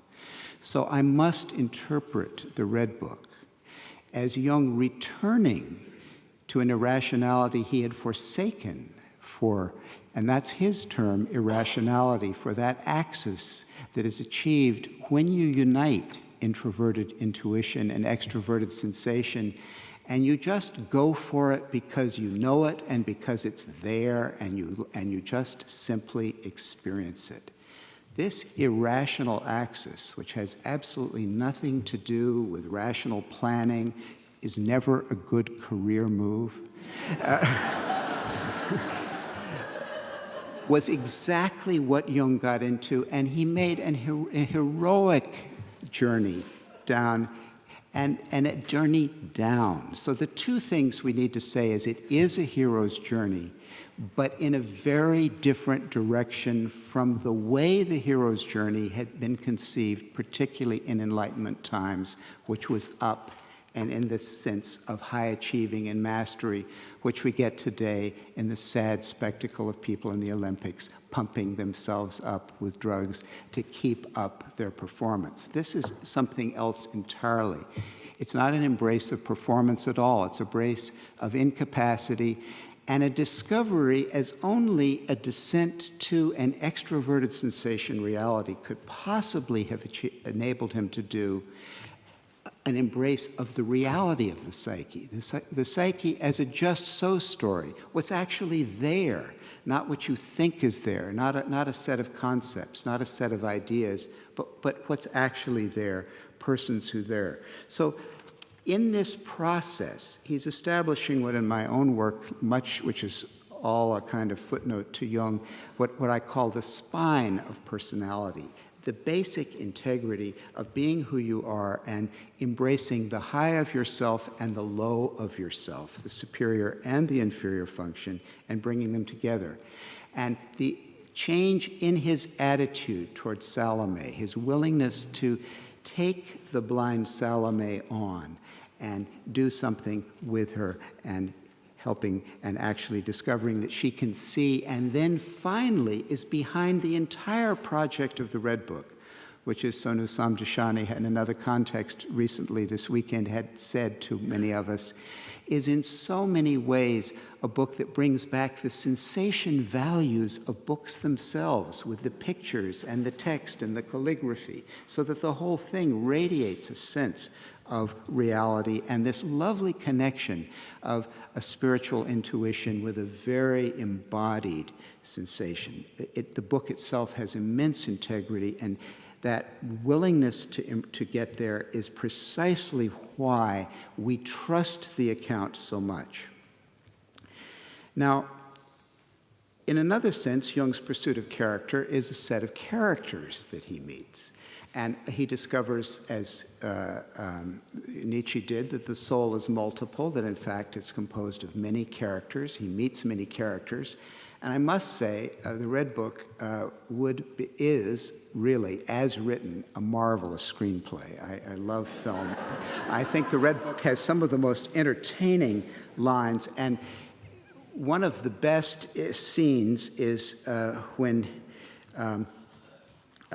at the beginning of the second book, Liber Secundus of Liber Novus, Jung finds himself standing on the highest tower of a castle, and he meets, and he's wandering over the countryside wearing a green garment, and he looks in the distance and sees a red point out there, and it comes closer and closer, and sure enough, it's probably the devil. It's the red one. And the red one meets him and says, "I greet you, man on the high tower. I saw you from afar, looking and waiting. Your waiting has called me." And Jung says, "Who are you?" And the red one says, "Who am I? You think I'm the devil. Do not pass judgment. Perhaps you can also talk to me without knowing who I am.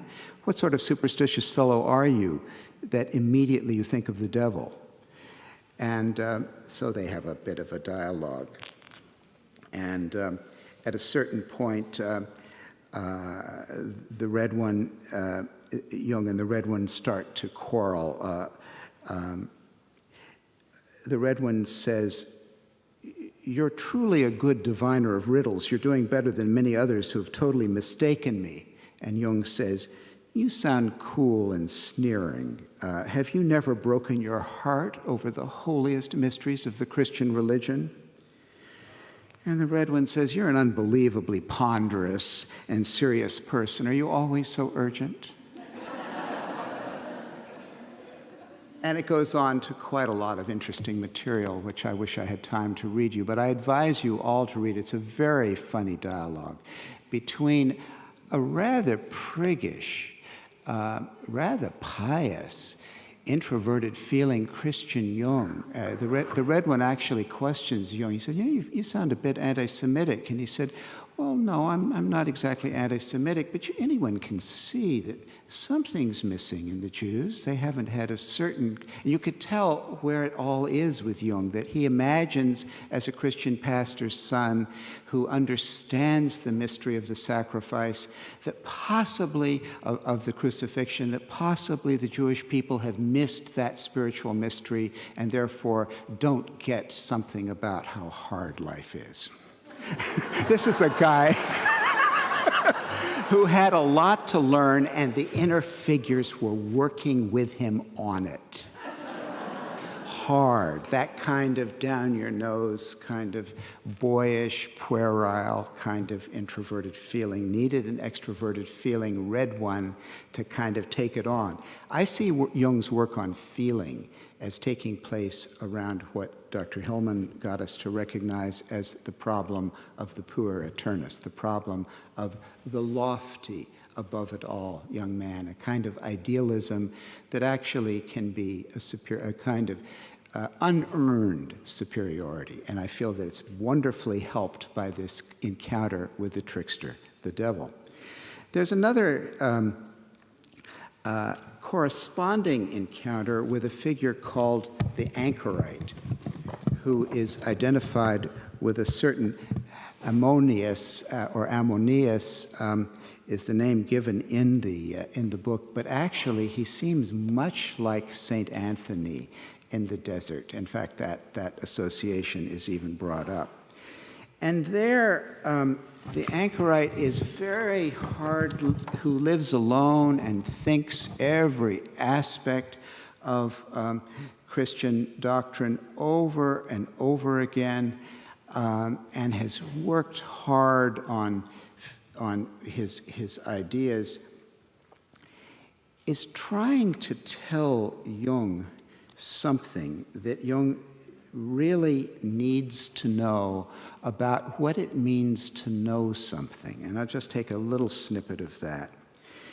The anchorite says, Jung says to the anchorite after he says something, "That makes sense to me, but I confess that this view is surprising to me. It's especially astonishing to me that you, a Christian anchorite, have come to such views. I would not have expected this of you." And Jung says, and the anchorite says to Jung, "As I've already noticed, you have a completely false idea of me and my essence. Let me give you a small example of my preoccupation. I've spent many years alone with the process of unlearning. Have you ever unlearned anything? Well, then you should know how long it takes. And I was a successful teacher. As you know, for such people to unlearn is difficult or even impossible. But I see that the sun has gone down." Now, I think that's a very funny moment and very good in the screenplay. That would be the end of the Enlightenment happens right there in the Red Book. "Soon it will be completely dark. Night is the time of silence. I want to show you your place for the night. I need the morning for my work, but after midday you can come to me again if you like, and then we will continue our conversation." And again, I can only give you snippets of what's absolutely fascinating in all of that. Now, what we have on the one hand with the red one is irony. And on the other hand, with the anchorite, with Ammonius, or as I prefer to think of him, St. Anthony, critical thinking, the kind of thinking that goes inside and examines the ideas, that's willing to unlearn what it thinks it knows. So just as I can see an extroverted feeling in the red one, I can see an introverted thinking in the anchorite, which I think leads Jung to see that it is necessary to overcome the arrogance of explanation that flirts with reduction. How disappointing it would have been if, as is often thought, all Jung did was provide an alternative knowing psychoanalytic theory to Freud's knowing psychoanalytic theory. If that's all Jung did, it's really not worth the trouble to learn yet another one. The precise thing Jung did was to unlearn, to unthink, to stop using that Enlightenment extroverted thinking that always seems to know everything. They're still looking for a theory of everything. And that's the one that Jung is getting past when he sees how hard it is, even for a Christian saint all alone on the desert, to feel that he knows anything about his ideas. That leads toward what I think is the place that character really becomes conscience in the Red Book, and he really can deliver on what his integrity is leading him toward, and that is a sense of limitation. The thing that was missing in the ambitious project is the idea that there really are intense limits to what can be achieved. And these limits are not just the limits of what can be thought and known, but it's also the limits of what empathy and feeling can do just as much, because I see just as much of an inflation, perhaps even more in the therapeutic movement today, as to what empathy and intersubjectivity and acceptance can do. Now, for Jung, this was all tied up with his Christian attitude of acceptance and accepting everything. So when you see, as you get farther into the book of Liber Secundus, in the chapter called The Three Prophecies, in the dialogue with Salome, you begin to see how much the soul of C.G. Jung has integrated first the irony of the trickster, and then the sense of limitation of the old man, the synex, Latin for old man, figure who's in touch with these limits just as much as they are the limits of life itself. How much this is now part of the soul. So here he is having a talk. She plunged into the darkness like a shot, and from the depths she called out, "Will you accept what I bring?" Jung, I will accept what you give. I do not have the right to judge or to reject.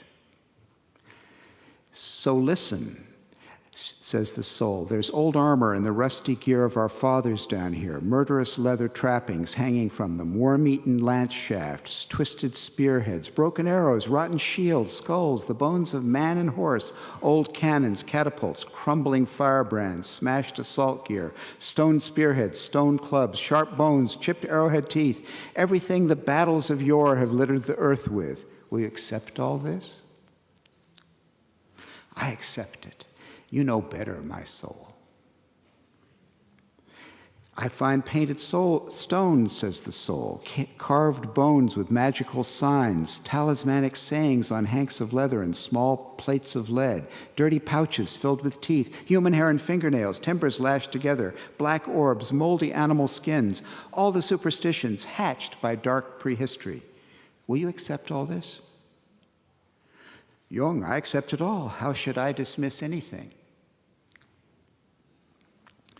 This is moving toward furor psychotherapeuticus that I see in some of my colleagues, where just anything that's said, anything that's done, nothing is wrong. Just tell me, I will accept. Nothing human is alien to me. And then worse, what happens to people fairly far along in spirituality, sometimes an enormous spiritual inflation and ambition, a tremendous ambition. Now that I've found the inner world, I'm going to accept all of it. I'm going to integrate the entire collective unconscious. So on he goes. I accept it all. How should I dismiss anything? And she says, but I find worse: fratricide, cowardly mortal blows, torture, child sacrifice, the annihilation of whole peoples, arson, betrayal, war, rebellion. Will you also accept this? Also this, if it must be, says Jung. How can I judge? The soul says, I find epidemics, natural catastrophes, sunken ships, razed cities, frightful feral savagery, famines, human meanness and fear, whole mountains of fear. It's beginning to sound like our lives today when we read the paper. And Jung, so shall it be, since you give it. See, this is the problem. The soul is supposed to deliver the collective unconscious. The anima is the mediator to the unconscious. And Jung has this idea that now that he's found the soul's going to give him everything, and all he has to do is accept it.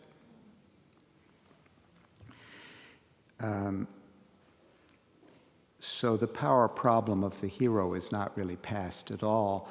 The spiritual inflation of the poor is not past at all. But he's got a soul who's been paying attention to the very drama the text elsewhere tells us that she orchestrated to educate Jung. Eventually it becomes clear that she's behind the whole book. It's very much like a postmodern novel where sooner or later the characters argue about who wrote the novel. Now,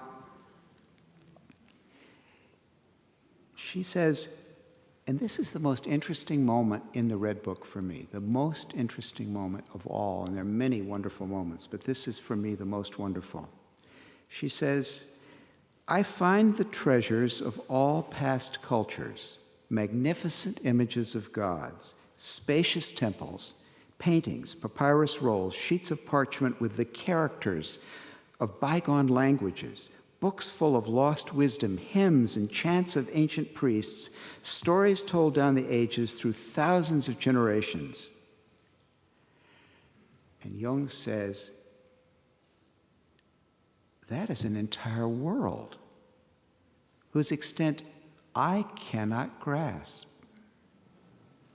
How can I accept it? That's the moment when I know that Jung is not psychotic. That's the moment when I know Jung is not just another pretty face or an also-ran. That is a moment of a man who's taken the limit in, the limit of what he can take aboard. That's the moment for me when Jung becomes someone I would still want to follow the example of. She says, but you wanted to accept everything. You do not know your limits. Can you not limit yourself? And Jung says, I must limit myself. Who could ever grasp such wealth?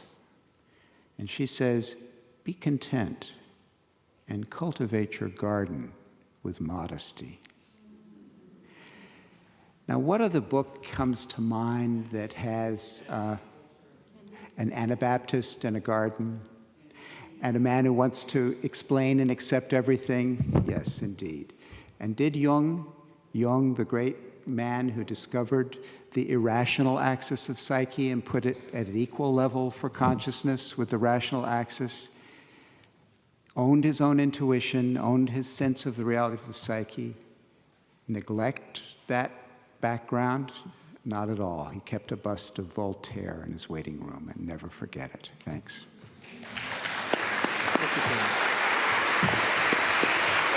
Good.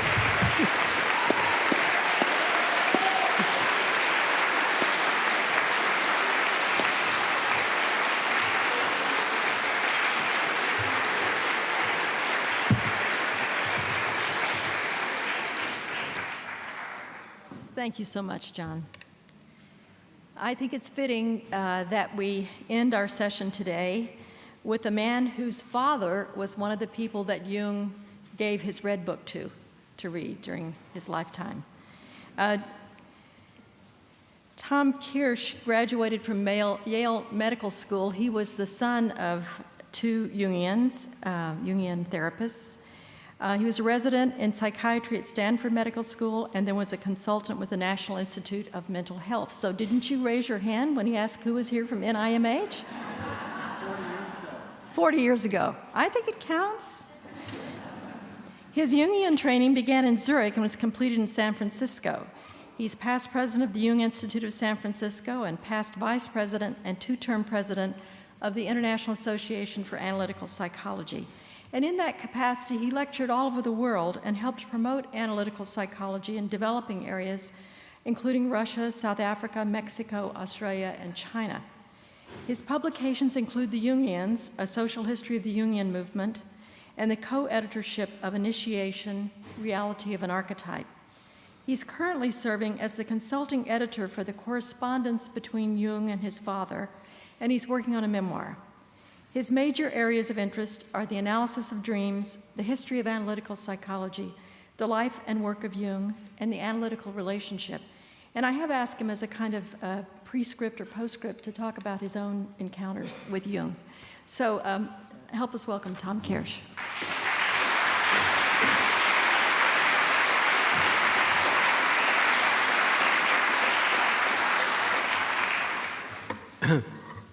Thank you, Betty Sue.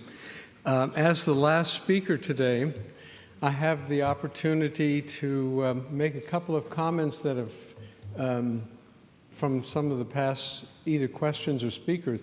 First of all, I would like to add a little bit to what John said, that Jung, when the anchorite or the devil asks Jung about joy, is that if you look at pictures of Jung before the Red Book and after the Red Book, there's a sense of joy that has that you see in Jung's face, which much sterner look prior to going through that experience. The second thing is there was a question about the phases of the purposes of Jungian analysis. And I feel that that's an important enough question that there are two places that Jung writes about that I'm very familiar with. One in Modern Man in Search of the Soul. And he divides the process of therapy into 4 stages. The first one is catharsis, where you tell your problem. The second is an analysis of the infantile psyche, which he would equate with the psychoanalytic phase. The third phase he calls education, which he would roughly be equivalent to Adler's the sense of orientation, power, adaptation, and that the fourth phase is then of transformation, individuation, which would be his own unique addition to the role of psychotherapy. And I don't have time to go into that in detail, but it is a very, all those fields, all those, the 4 phases can be intermingled in one session, so it's not something consecutive. Secondly, there is in the introduction to Psychology and Alchemy, he has a series of 9 possible endings for analysis. The first is, he says, a piece of good advice or some small interpretation which then the patient feels better. Then he talks about the psychoanalytic phase, the infantile psyche. And then he talks about having some successful thing happen, such as a marriage, divorce, finishing college or something like that, these are particular ending points that he puts forward different phases of therapy, or the relief of symptoms. And he makes a particular point that symptoms can often stay a long time as one's in therapy, with the idea of kind of causing a stir to keep people kind of going on in the process. And then he talks about a religious conversion and also transformation.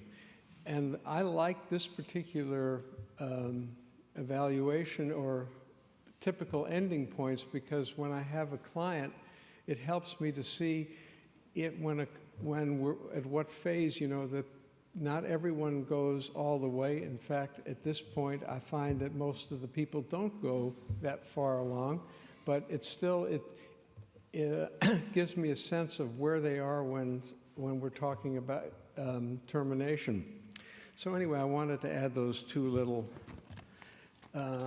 vignettes. I must say, it's a great honor to be here, and I think this is, as others have said, this is a very important event for Jung and analytical psychology.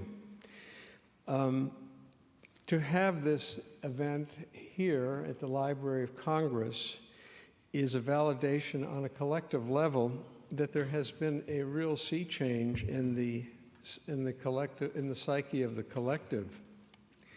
And I am thinking back of the first, now all deceased first generation of Jungians in the United States who pioneered analytical psychology at a time when Freud and psychoanalysis were in their halcyon days. And I'd just like to mention the founders in the different cities. In San Francisco, Elizabeth Whitney, Joseph Henderson, and Joe Wheelwright. In New York, Esther Harding, Eleanor Bertine, Christine Mann, and Francis Wicks. And I would also again here like to mention Philip Zabriskie, because I think he's played such an important role in having this event happen. And then also my parents, James and Hilda Kirsch, and Max Zeller in Los Angeles. They all toiled in relative anonymity at times when there was a tremendous hostility. It was like between the Hatfield and the McCoys. I mean, you couldn't be in the same room.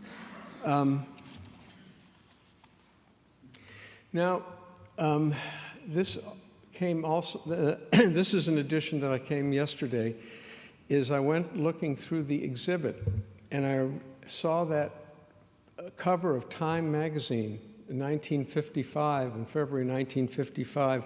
Jung was on the cover of Time magazine with a long article.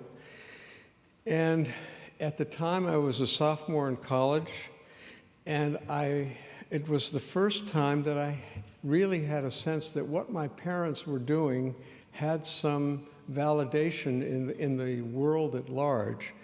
And it's actually quite a good article. I still have the whole copy of that magazine.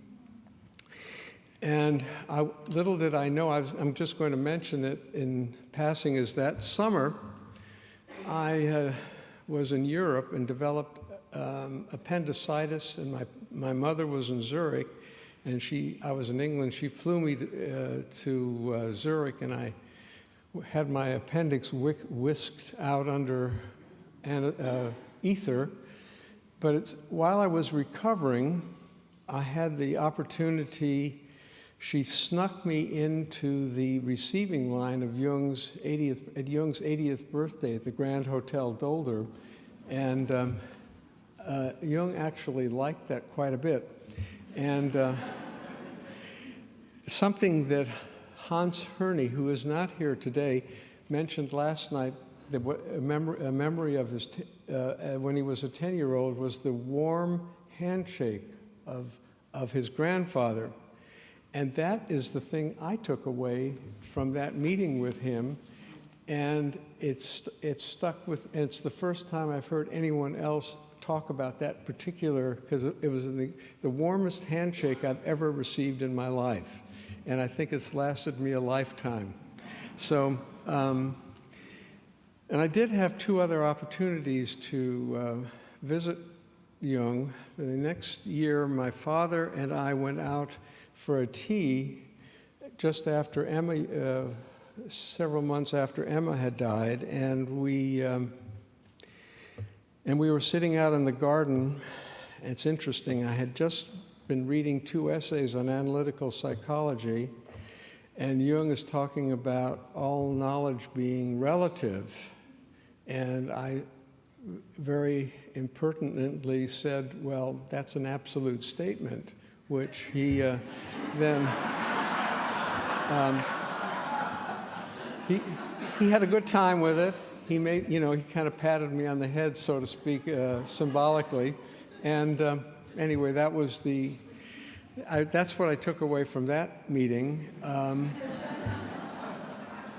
Then the third meeting I had was in 1958. My father and I by that time, I'd already gotten into the soup, and I knew I needed and I started my analysis in Zurich.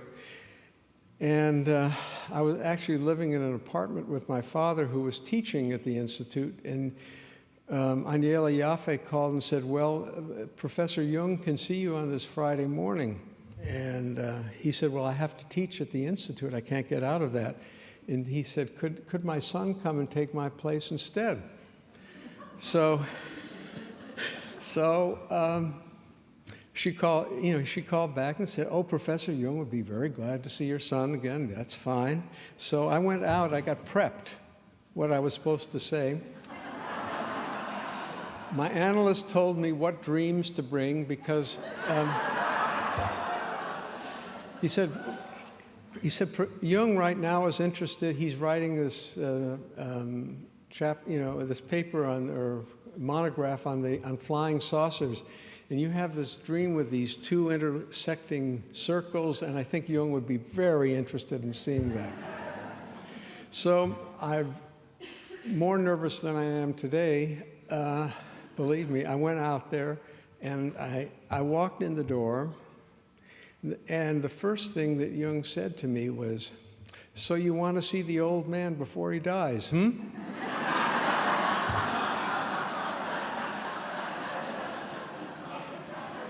And I guess I said yes. So, honestly, I can't. I've told this story to a group, a psychobiography group I'm part of, and they cannot believe that I can't remember anything else from that session. But I can't. That's just a fact. So, anyway, those are my introductory remarks. I went on longer than I thought. You know, this program, this session started when Betty Sue said this should be called self-analysis, right? And so that's what we were supposed to do initially. And with the idea being that in Freud's interpretation of dreams was a partial self-analysis of himself, and that the Red Book is self-analysis for Jung. Now, we decided we would change the title, and you can see that John's paper is different. And so what I decided to do was to call this, my part, kind of the Jung's encounter with the unconscious. And it's going to be a very simple paper. I'm not going to do some intricate interpretation. I'm just going to start with a dream that most of you know, which is from Jung's Memories, Dreams, Reflections, where the dream he has when he's 4 years old, and he says, I'm going, the dream where he's in a meadow where he discovers a dark, rectangular, stone-lined hole in the ground.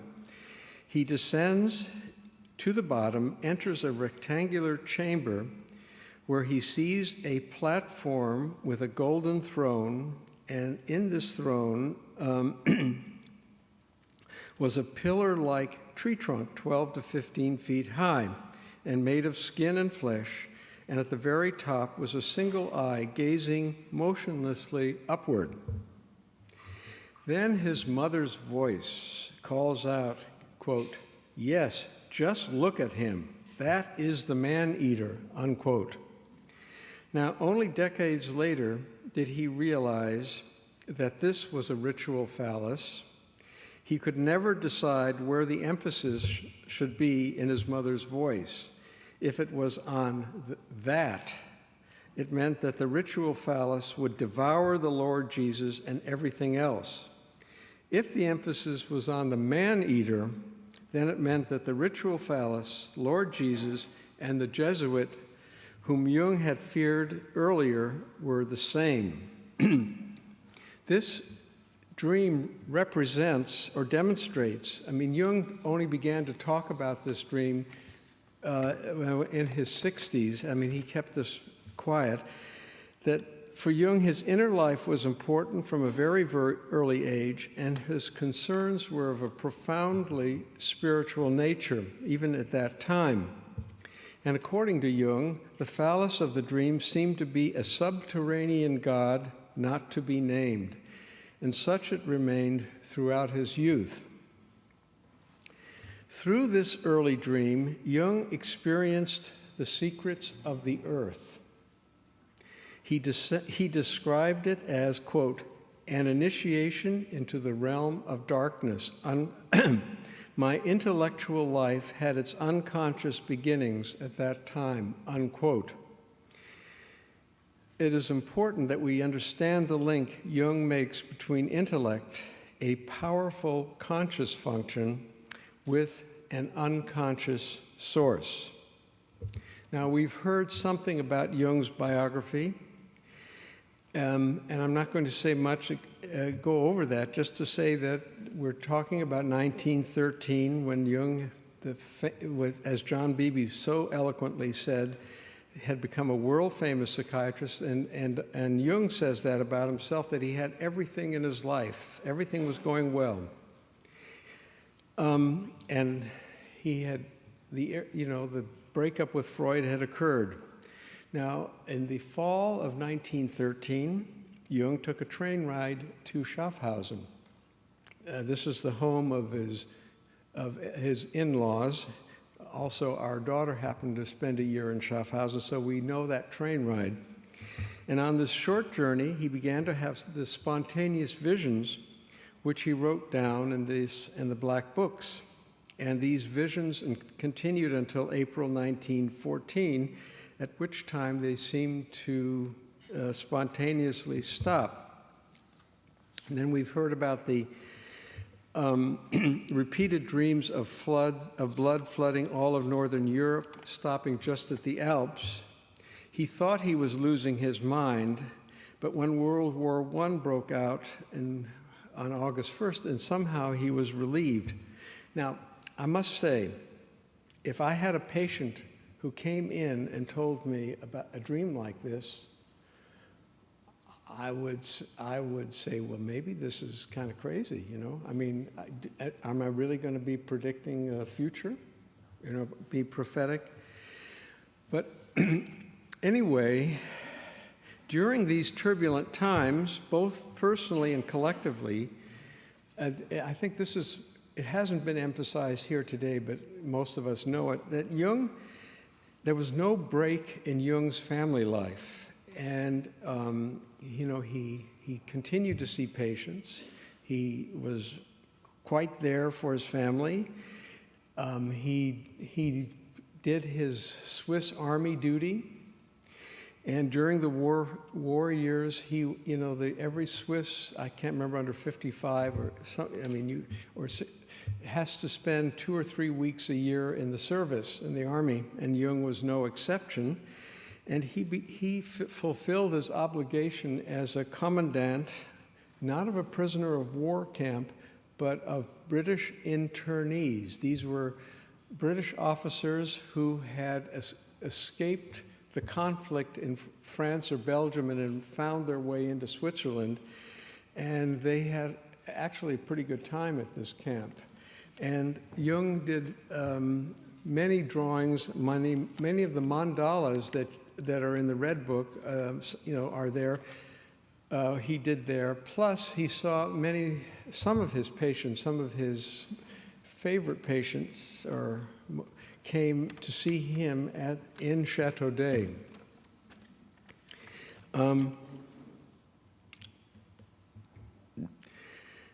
Now,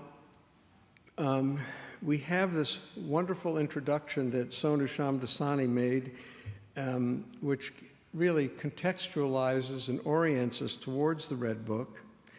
And he tells us that these original fantasies that were done in that very short period have undergone a number of corrections and additions over many years afterwards, and that he spent a considerable time, doing the calligraphy, which is what we have in this edition of the Red Book.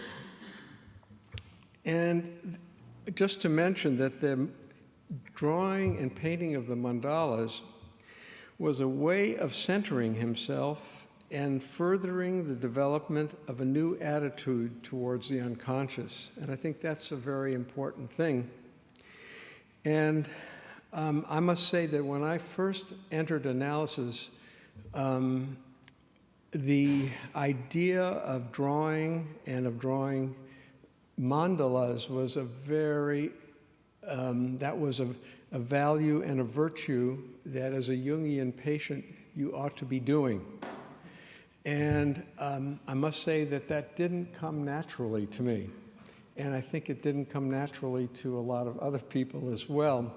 And we have thankfully moved beyond that. But I think what is important is that, and I want to mention it here, is that what I find in the Red Book is that it gives, this is Jung's journey, and I also see it as it frees me to have my own journey, which can be very different from Jung's journey. And I don't think that's been mentioned here today, and I think that's a very important thing, so that we don't all feel like we have to go out of here and start drawing mandalas and think that we're all, that's going to be our individuation. And I'm not trying to put that down, but that's just not all of our way.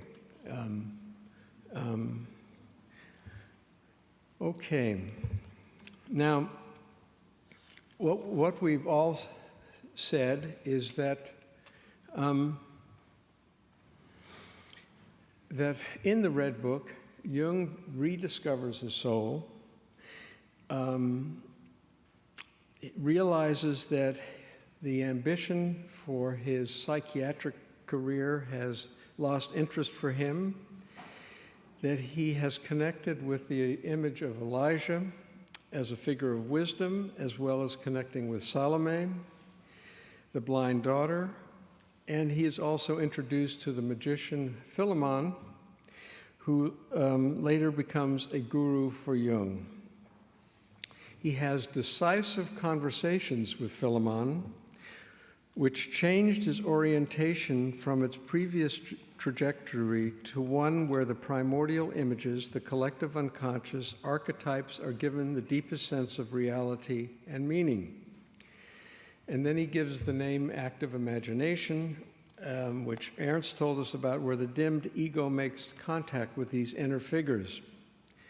And realizing how much this had helped Jung in his own individual development, he recommends this practice for analysance, and it becomes a standard method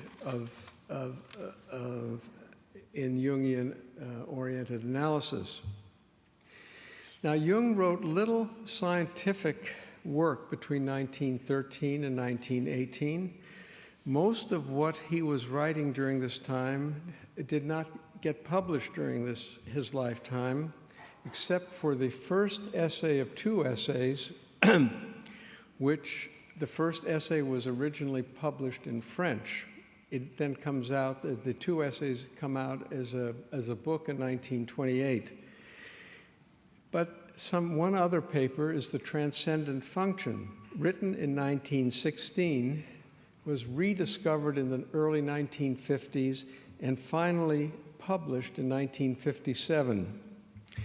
And the Transcendent Function essay is important because Jung discusses here, for the first time in psychological scientific language, what he had been going through in his visions and active imagination.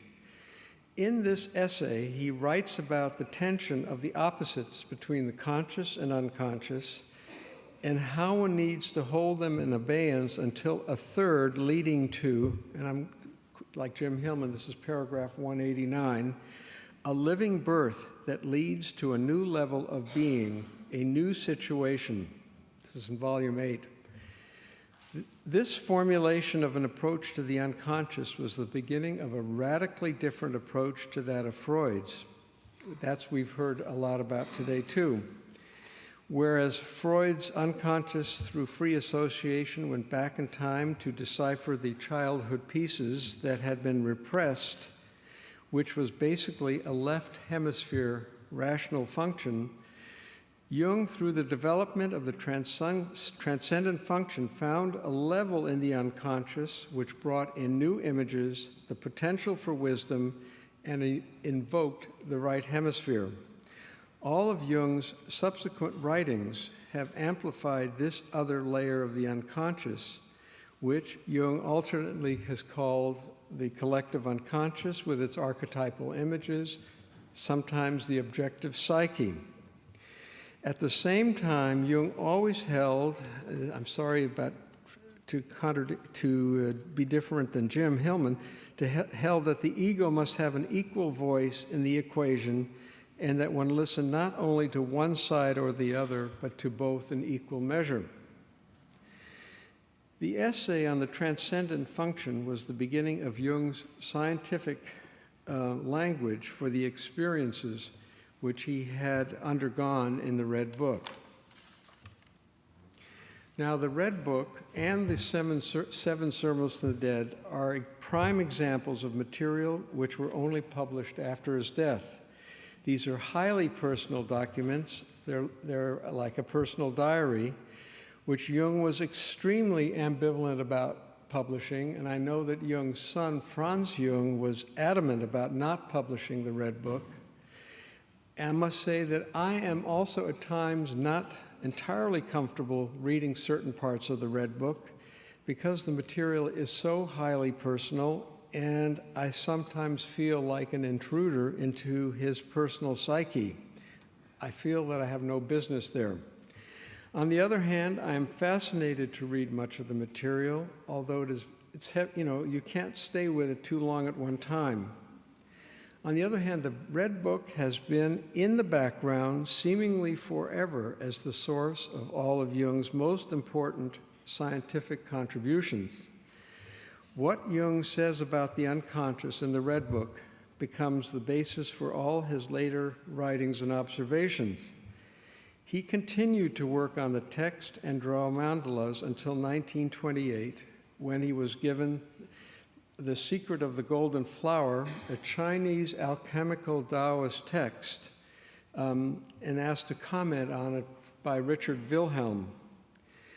When he saw the Secret of the Golden Flower, he realized that his period of isolation with these mandalas had ended, and that he had found some comparative material.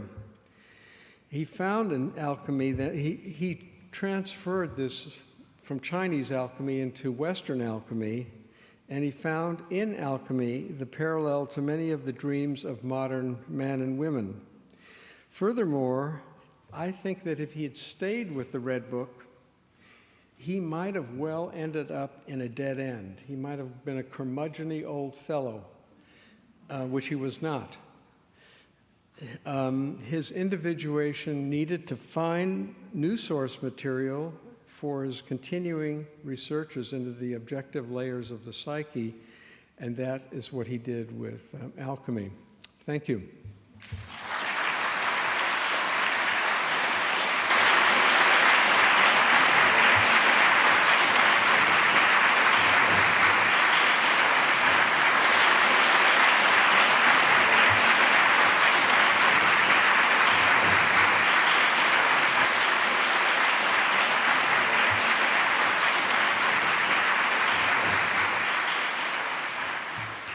Before we throw this open to the floor for the remaining 10 minutes of our time together, which I find to be very precious, do you either of you have anything to say to each other?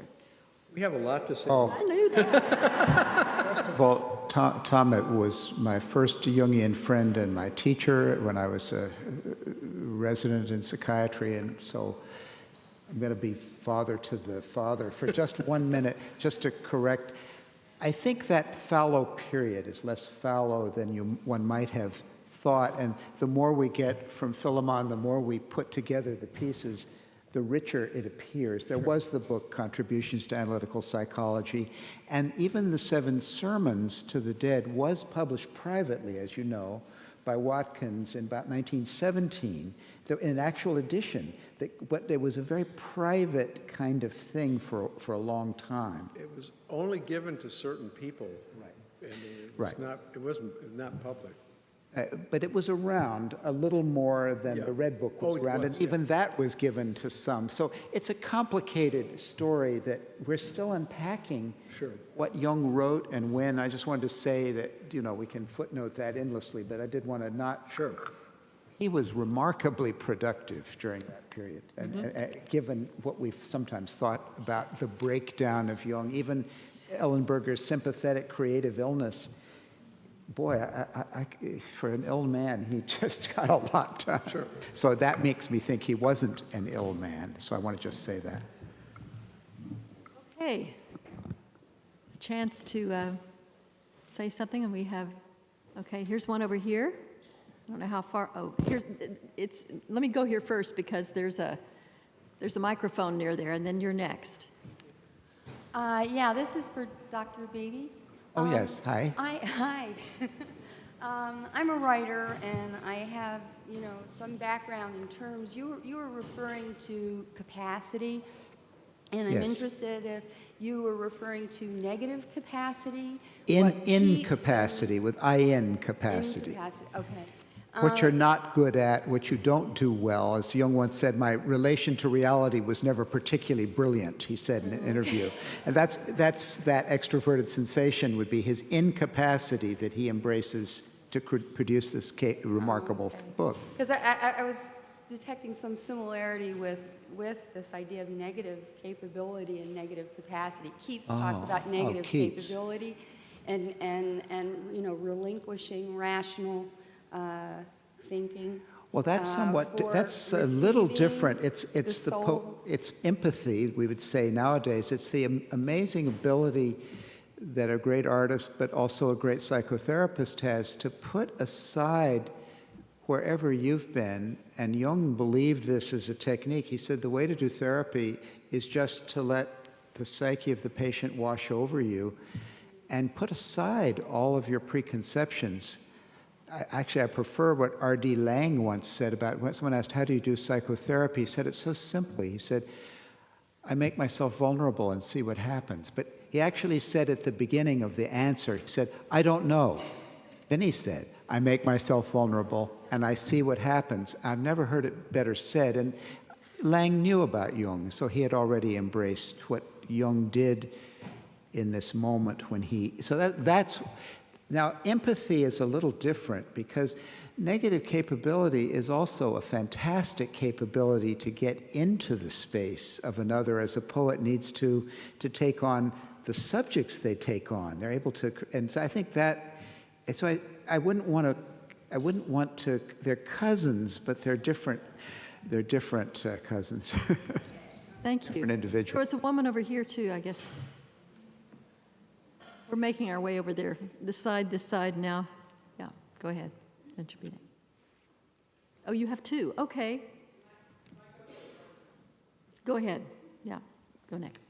I just have a quick, just a short suggestion and then my question. The suggestion is that I would find it very useful to have the English portion of the Red Book published separately as a paperback. Because the book, even though I love having the large book, it's so beautiful, it's very difficult to manage. So that's just, the question is, what would Carl Jung say to a girl named Alice who came in with a dream of Wonderland? How would he interpret that? I'm not hearing this. What did she say?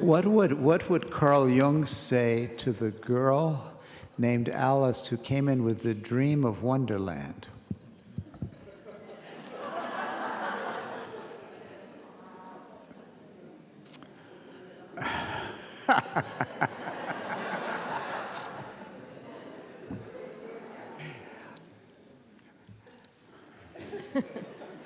No, I'm not taking that one on. I don't think we have time to go down that hole. Well, he did.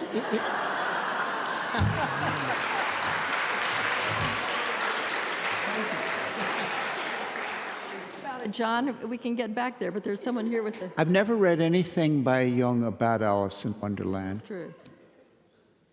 But I can't believe he would have agreed if the author, Lewis Carroll or Dodgson, the mathematician, had come to see him. I wonder what if there had been a consultation. It's the if. It's so hard to believe Jung would have endorsed that moment when Alice says, "You're nothing but a pack of cards." That wasn't Jung's attitude toward the unconscious. I don't know what one is supposed to do with the English psyche, but Jung would have found...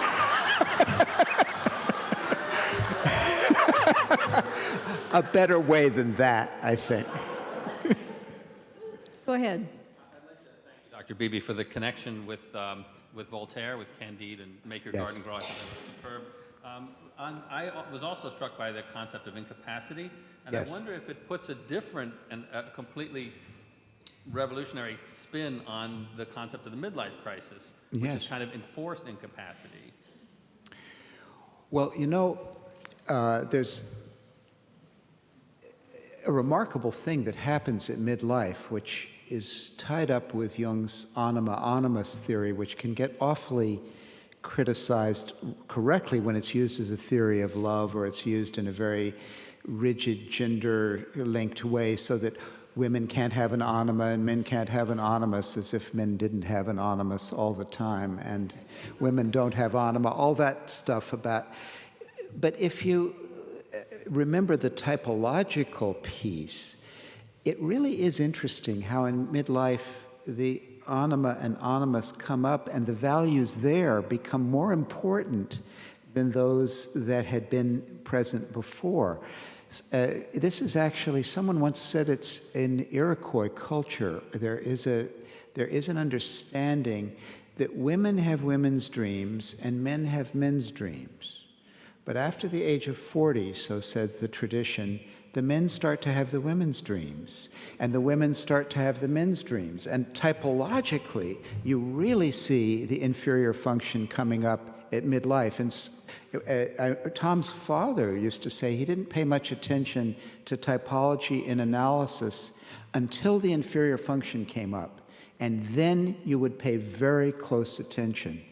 And it's amazing how much that becomes a project, such as Jung's building Bollingen. You know, a physical, hands-on, constructive project was how he went on from the constructive project of the Red Book. And that became vital to his individuation at that age and time. And his son, Franz, who worked on it with him and actually became an architect, said, you know, Bollingen was no architectural masterpiece. I mean, Jung was not exactly skilled and precise in the way he built, but he took it on. And he wanted to take it on, and he collected people to work with him, and his son was one of them. And that would be linked, I think, to letting your incapacity come up and see what you can do with it. And what the amazing thing some of us find is that we become terribly capable in a new sense, because the energy of the unconscious joins it and befriends the effort to develop that which we hadn't been terribly good at all along.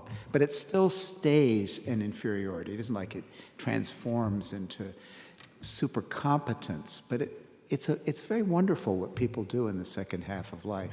So that's what I want to say. He also said God and the devil enter by the same door, that inferior function door. So that happened in the second half of life too. Right. Von Franz says the inferior function is the door through which the figures of the unconscious walk and enter. So Jung could not have had the transcendent function without some connection to the inferior function.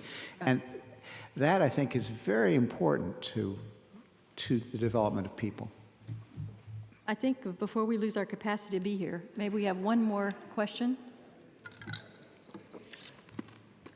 Just one word to what Tom Kerr... I don't know where okay, is there a question near a microphone? Okay, go ahead. Can you hear me? Yes. Just one word to what Tom Kerr said about the period between 1913 and 1918, and that Jung didn't publish any important work in that period.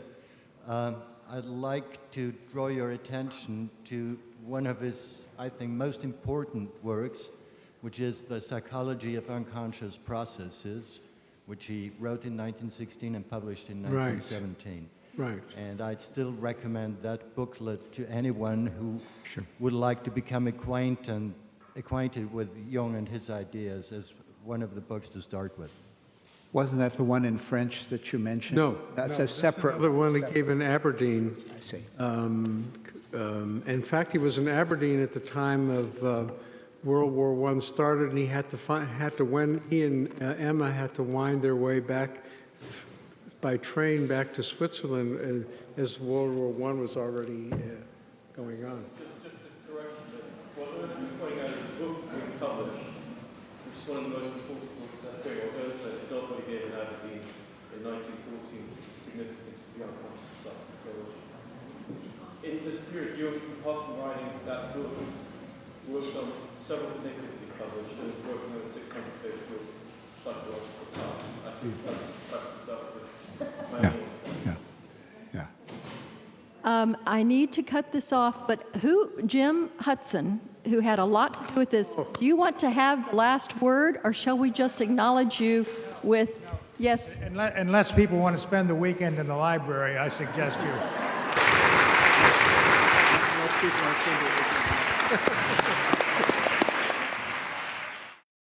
This has been a presentation of the Library of Congress.